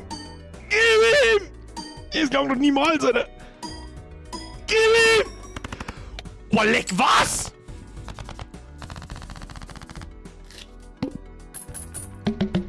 Brother, Alter, das Game, Alter, das Game macht mich fertig! So, was haben wir jetzt da? Aufwertung für 2 Paare plus so ein Mult und Chips. Ich glaube, das können wir straight einmal kaufen. Verstärkt eine ausgewählte Karte in eine Goldkarte. 3 Dollar, das mag ich nicht haben, das stinkt. Easy. So, 2 Paare, die werten wir auf. Easy. So. Warte mal. Den Kommentar zu dem Play. Jesus Christ.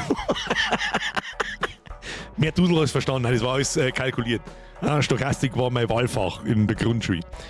Was haben wir da? Wähle eine aus 3 Planetenkarten zur sofortigen Verwendung. Das der wir jetzt auch noch schnell, weil es eh wurscht ist. Gib mir auf, gib mir Planetenkarten, irgendwas Gutes. Mach Full House, gib mir Full House. Aufwertung für ein Paar. Straight. Ein Vierling haben wir noch gar nicht gehabt, dann nehme ich das Paar her. Verwenden. Bitte einmal verwenden, das Paar, das nehmen wir. Zählt das zu 2 Paare, Wahrscheinlich nicht, gell? Ist ja wurscht. So, nächste Runde. So, bis zum Boss spielen wir noch. Egal, ob wir sterben oder nicht. Oh, der braucht 22.000. Das wird eh ziemlich schnell, ziemlich happig. Jetzt weiß ich, was du meinst mit, warte mal, bis bei Anti 4, 5, 6 und so weiter bist. Da wird's dann schon happig. Da musst du. Oh. Bruder. Bruder. Erst einmal kopieren. Achtung, wir kopieren. Kopieren wir mal. Ja, kopieren wir die. Und wenn ich es 25 kopieren muss, ist mir scheißegal, da anspielen. Vielleicht auch einmal das Herz Ass kopieren einmal. Ja, habe ich gerade überlegt, aber nein. Ja, allein die Scheißkarten bringt, die war vorher her, weiß ich aber jetzt nicht warum. So, dann scheißen wir da gleich mal ein Full House hinein mit Assen. So wie das ist. Anspielen, Full House, reingeschissen. Gib ihm. Jetzt denken wir mal nicht so viel nach und der mal einfach. Bring, bring, bring, bring. Haben wir das schon mal. 8, 9, 10, Bube, Dame. Das spielt sich einfach selber, das Spiel. Da brauche ich gar nichts mehr. Da haben sogar Herzkarten drin, da ist ein paar auf den Karten drin, rein damit. Aber ich habe halt nur noch 2 Hände. Aber das ist ja wurscht. Da haben wir noch ein Pärchen hinten. Full House Straße. Was Full House Straße? Full House Straße? Wie Full House Straße? Straight. Ja, aber das Full House ist doch. Was hab ich? Was ist keine Full House Straße? Wir haben eine Straße. 8, 9, ja, freilich haben wir eine Straße. Da, hau rein damit. Weißt schon. Die Buff, die Karten ist dabei, Herzkarten sind dabei. Zack. Geht schon, Ebs. Jetzt macht's dann nochmal Bring. Ah, hier, nochmal 5000 und noch eine Karten haben wir noch. Die muss liegen bleiben, hat's geheißen, gell? Oder wie war das? Oder ist die jetzt 61 Chips wert? Oder wie funktioniert das Ding? Aber der Anfangsjoker fickt halt schon mit den Händen, bei Punkte oder nicht. Nein, die spielen. Nein, die ist ja keine Stahl. Schaut aber genauso aus, glaube ich. Ja, ist ja wurscht. Wir haben, auf was können wir da gehen? Wie viele Asse haben wir noch drin? Simme. Wenn wir generell, das ist jetzt generell alles ein ziemlich niedriger Scheißdreck. Um ganz ehrlich zu sein, mehr die jetzt. Haben wir nicht ein 2 Paar? Wir haben nur eine Hand. Halt, stopp, halt, stopp. Wir gehen mal auf Herzal. Wir werfen mal alles weg. Wir kriegen nur mal ein Herzflasch zusammen. Den ganzen Schrott schmeißen wir weg und hoffen wir, dass wir auch ein Herz kriegen. Wie viele Karten sind da noch drin? 11. Da wird der noch nicht dabei sein. Wir haben 4 Abwürfe. Da wenn wir jetzt kein Herz nicht kriegen, scheiße her. Was haben wir denn jetzt? Das haben wir wieder lauter nur Doppel. Dreck. Gib mir jetzt ein Hausherz los. Gib mir ein Buff die Asskarten. Ja! Ja! Das ist die Steuerkarten. Die müssen wir liegen lassen. 1, 2, 3, 4, 5. Easy, oder? Und die, wenn wir liegen lassen, gibt plus 11 Chips und 1,5 Multi, während sich diese Karte auf der Hand befindet. Full House schreibt, der Suda schreibt, nein, 4 Asse. Was haben wir? Oh, warte mal, was ist denn da her? Oh, der Vierling. Oh! Aber die darf ich ja nicht. Die muss ich ja liegen lassen. Aber wir haben ja noch 2 ab. Jetzt pass mal. Oh, Bruder, chill. Wie viele Asse haben wir noch drin? 4. Sollen wir es probieren? Wie hoch ist denn der Vierling-Bonus? 60 mal 7. Was ist der ich sag? Was? Full Gamble. Full Gamble! Wirf den Scheiß weg und bett, dass wir nur ein Ass kriegen. Aber die Herzl werden gebufft, das ist generell richtig, aber ich finde, dass die Karten recht niedrig sind mit 2, 3 und 5. Du kannst Karten löschen. Stopp! Was? Es labern so viele Leute gleichzeitig irgendwas durcheinander. Ich mache jetzt einfach von mir aus Rastzieher aus. Ich spekuliere jetzt Full Gamble auf ein 4. Ass. Auf ein 5. Ass, besser gesagt, damit ich die Steuerkarten liegen lassen kann und dann haben wir es durchgespielt. So schaut's aus. Du Ass jetzt hier! Ja, geht doch. Könnt's mir alle einen Maul halten da im Chat. Habt ihr keine Ahnung, was das labert da? Ich hab keine Ahnung, ob es so viele Punkte zusammenkriegt oder nicht. Wir werden das schon sehen.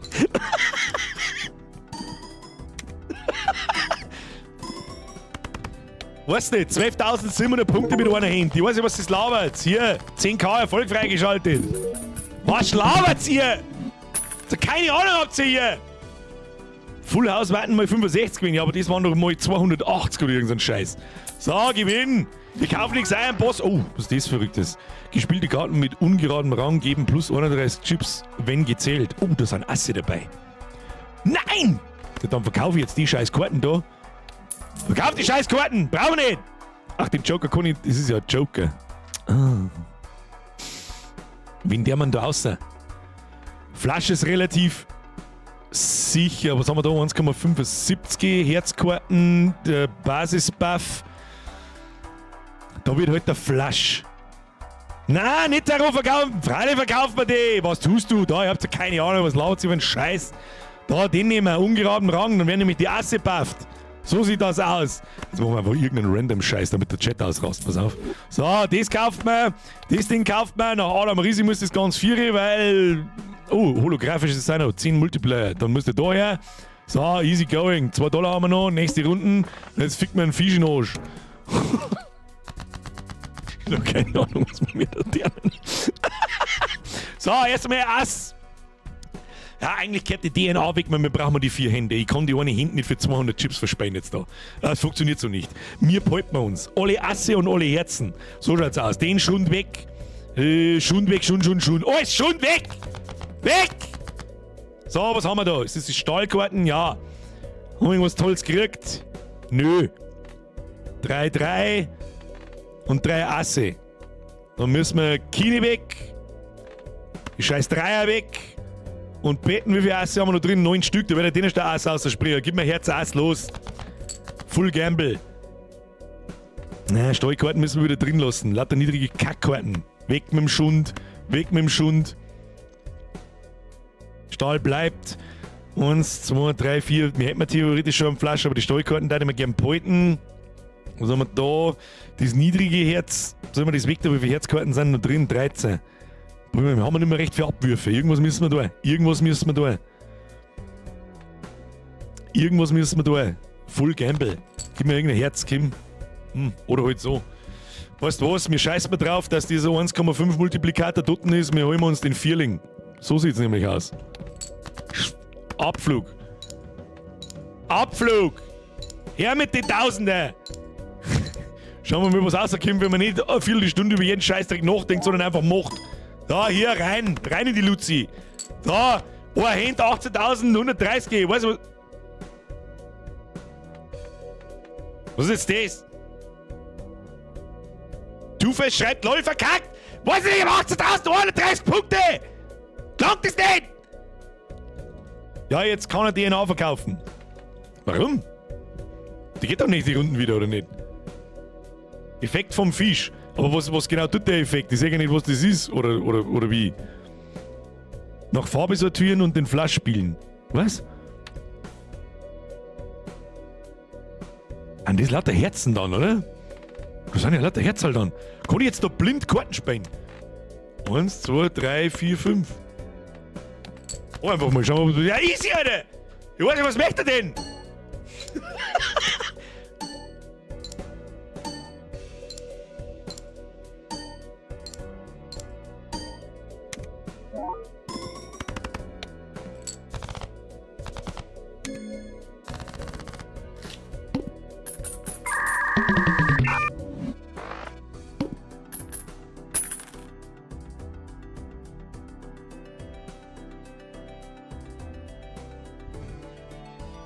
Wieder mal, vielleicht nicht so oft auf dem Chat hören, nicht immer auf dem Chat hören.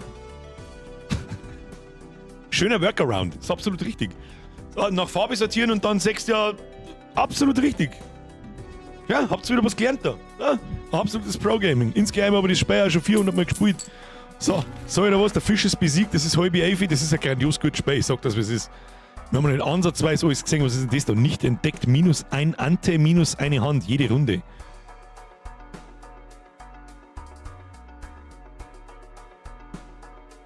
Hä, wieso soll ich denn das wollen?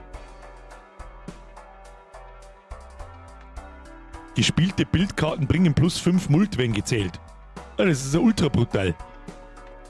Ungewöhnliche Joker bringen jeweils 1,5 Mult. Haben wir mehr ungewöhnlich? Da haben wir ungewöhnlich.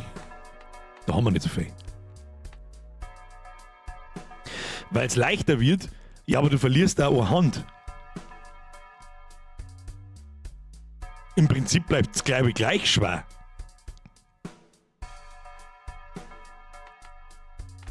Freunde der Sonne, das ist ein grandioses Spiel. Das ist ein grandioses Spiel.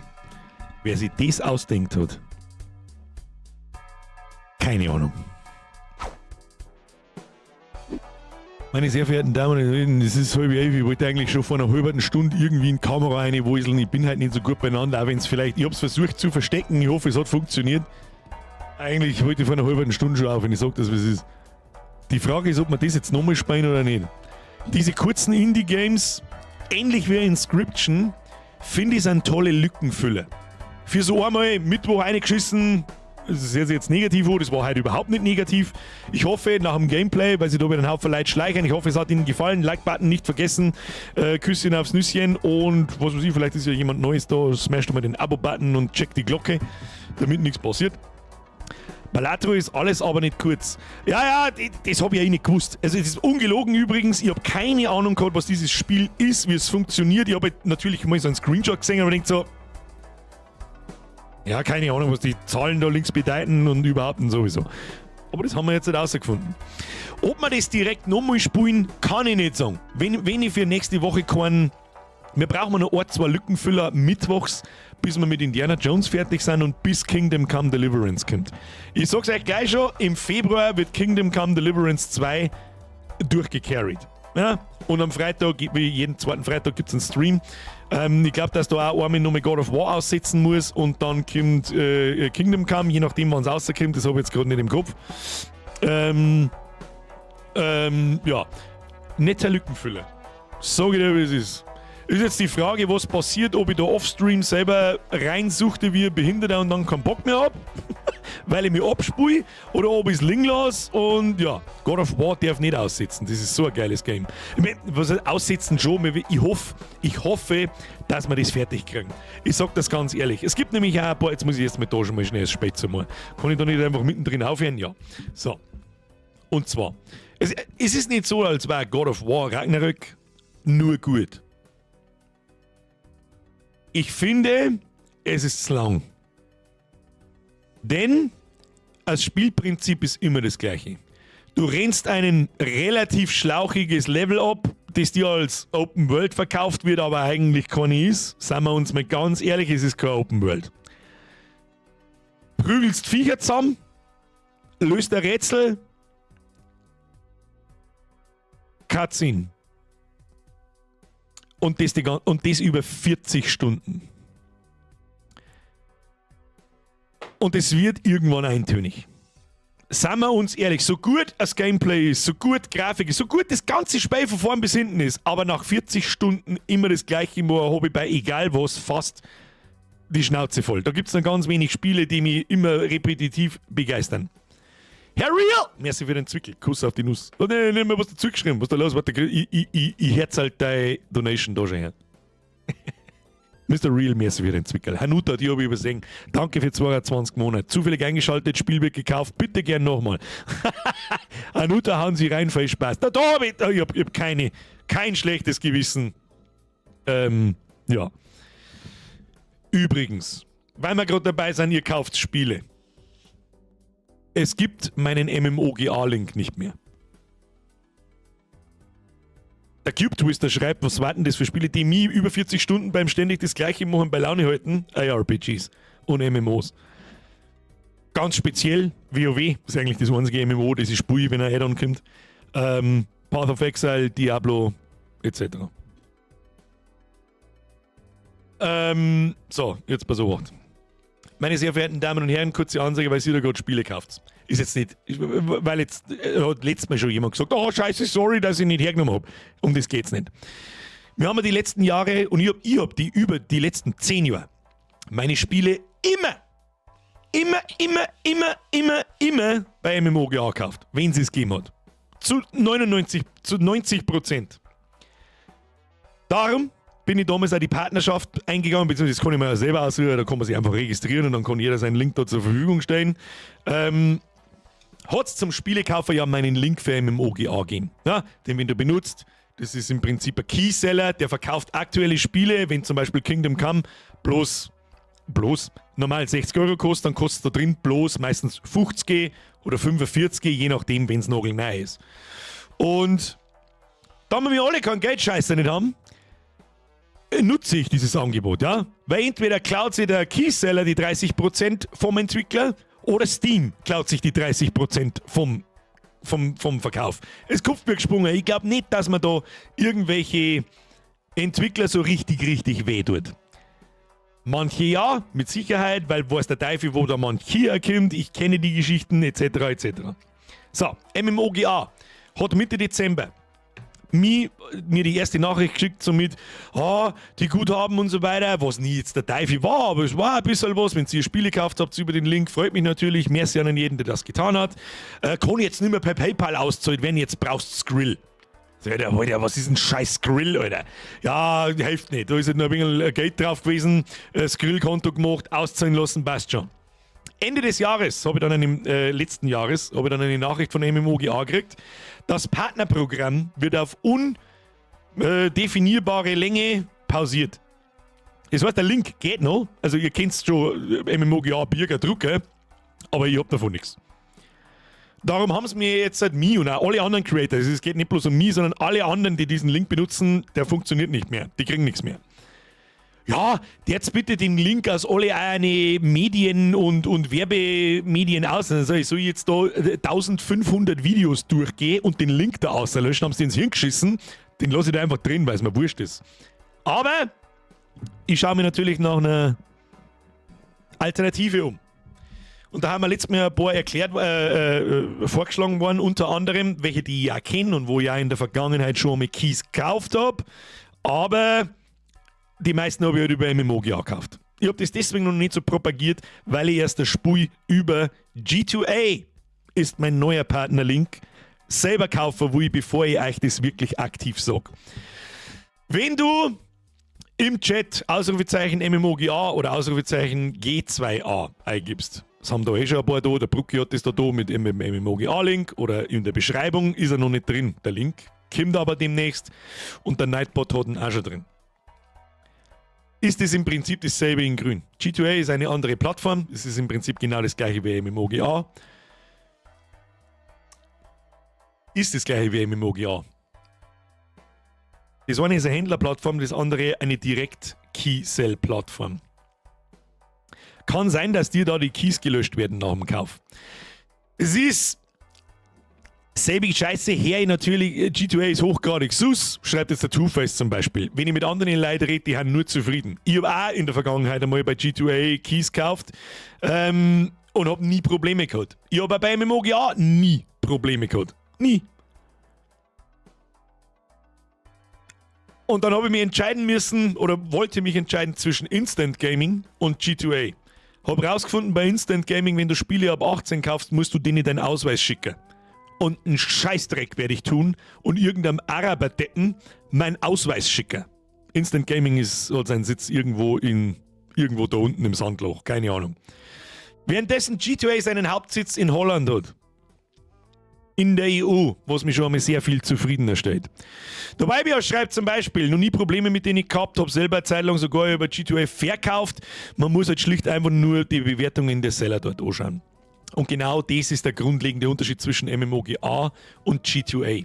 G2A ist eine Händlerplattform. Das heißt, da kannst sogar ich meine Keys verkaufen. Ich habe halt keine Keys, aber ist egal. Kann sich jeder es ist wie eBay. Stell dir das vor wie eBay oder wie Amazon. Da kann auch ich auf Amazon Sachen verkaufen und bin dann unter 100 anderen Händlern. Darum Augen aufmachen bei wem du da Keys kaufst. So einfach ist es. So ist der einzige Unterschied. Wenn du natürlich beim Abdul Mahatma Habibi, den glaube ich haben wir schon mal gehabt, der hat seine No-Go-Area in die Luft gesprengt, mit einer Bewertung, mit 1000 Bewertungen von 1,5 Sterne deinen Key kaufst, Brother, dann kann ich nichts für. Was sehen Sie es? Two-Face schreibt, hab da viele Keys gekauft, Freunde auch, mehrere meiner Keys gingen gar nicht und andere haben Monate später Spiele gelöscht bekommen. Ja, ich halt einfach zum ersten Mal so.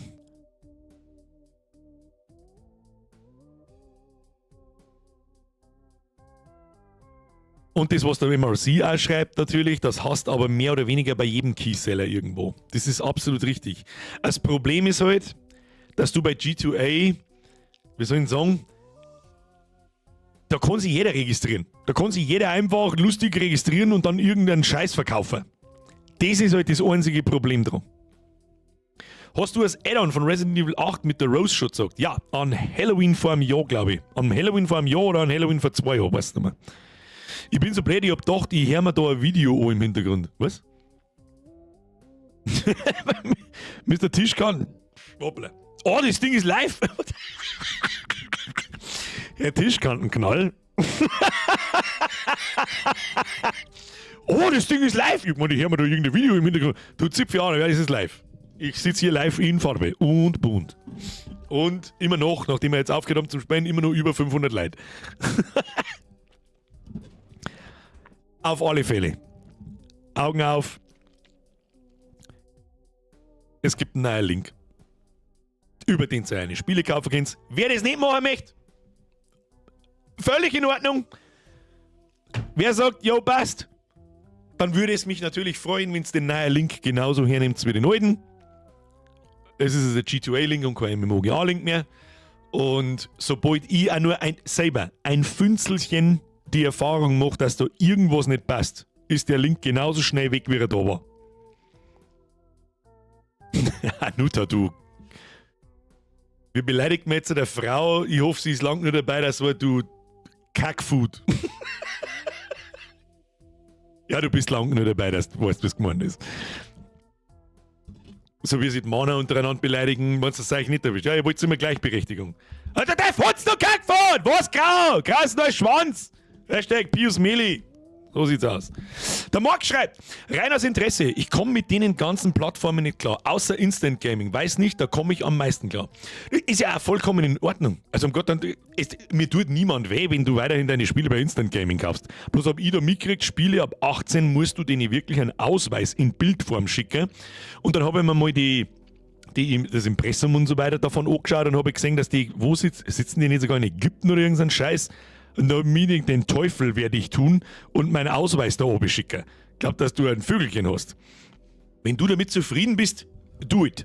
Das war für mich das Ausschlusskriterium. Ich war so kurz davor, dass ich das Instant Gaming Partnerprogramm annehme, bis ich das gesehen habe. Ist Instant Gaming nicht genauso eine Händlerplattform wie G2A und nicht ein direkter Verkauf von Tischkanten-Sepp? Außerdem, merci für deinen Content-Bürger. YouTube hat die leider aus meinen Abos ausgehauen. Hat 2 Jahre gedauert, bis ich es geschnallt habe. Sorry. Ja. Das war YouTube, ja. Der Tischkantenknall, da weiß ich jetzt nicht, was ich dazu sagen soll. Ich tue jetzt da ein Herzl auf die Donation drauf, Kuss auf die Nuss. Danke dir, 10er ist zu viel und du weißt es, wenn das vor 2 Jahren war, du bist lange noch dabei, da habe ich mich so genauso aufgeregt drüber. Merci dir. Instant Gaming ist Direktverkauf.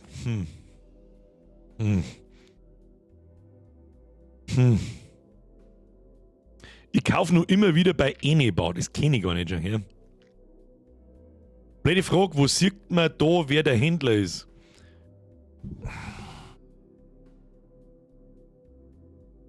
Bett wollte man eigentlich gehen, gell? Ah ja, und nochmal ganz was anderes. Ihr braucht den Link jetzt gerade sowieso noch überhaupt nicht hernehmen, auch wenn er da im Link drin gestanden ist. Ihr braucht ihn nicht hernehmen. Warum? Weil aus irgendeinem Grund mein Account blockiert worden ist. Wegen Violations auf irgendwelche Regeln. Und ich mir so denke, Freunde der Sonne, ich habe vor 2 Wochen den Account gemacht und habe nichts getan damit. Nichts. Weder irgendwas geschrieben, noch was gekauft, noch irgendetwas, der ist einfach blockiert. Keine Ahnung warum.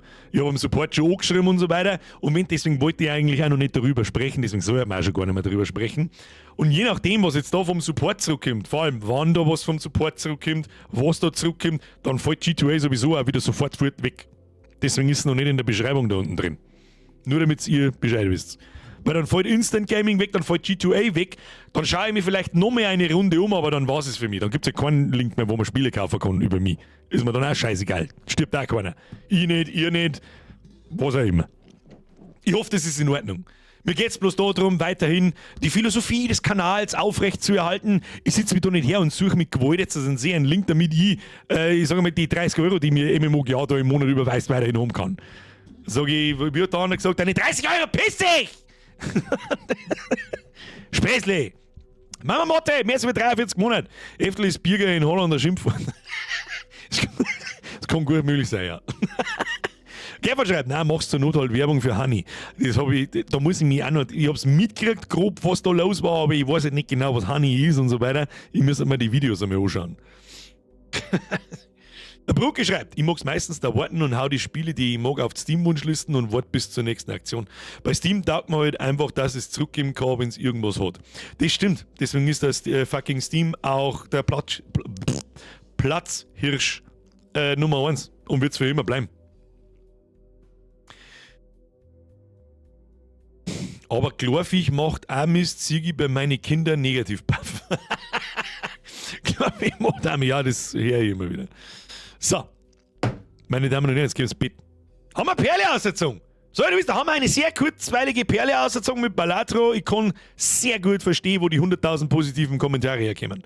Sofort auf die. Und wenn dann natürlich nur ein paar Streamer hineinpushen, kann ich es sehr schnell verstehen. Das macht ein kurzweiliges Spiel, kann man schnell einmal reinspulen, kannst aber auch ganz furchtbar schnell die Zeit vergessen. Und jetzt habe ich noch nicht mehr, ich habe 2 Stunden gespielt jetzt da, mein Gott, ne. Hat Spaß gemacht. Was mich noch interessiert hat als Lückenfüller war einmal War Tales. Aber in War Tales sagt man halt auch nicht recht viel auf 2 Stunden. Ja. Da diesem sehen wir uns spätestens nächste Woche, Montag, Indiana Jones. Das wird mit aller Gewalt fertig gespielt. Und was wir am Mittwoch lernen, da können wir uns vielleicht im Discord unterhalten.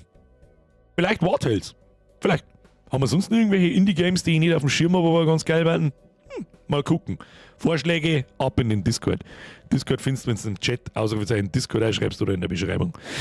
Meine Damen und Herren, ich bedanke mich für Ihre Aufmerksamkeit. Es war mir ein Fest, Sie belustigen zu dürfen. Amen.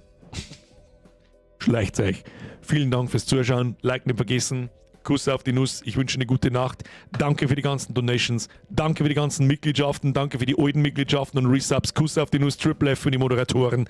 Und ein klassisches Hashtag Schdrapse ab in den Chat. Warum? Stell keine so behinderten Fragen. Und heute mal. Okay, bye. Habe! Eigentlich? Ja, der Sprengi ist gar nicht da, es gibt gar kein Foto. Ich mach einfach den. Okay, tschüss.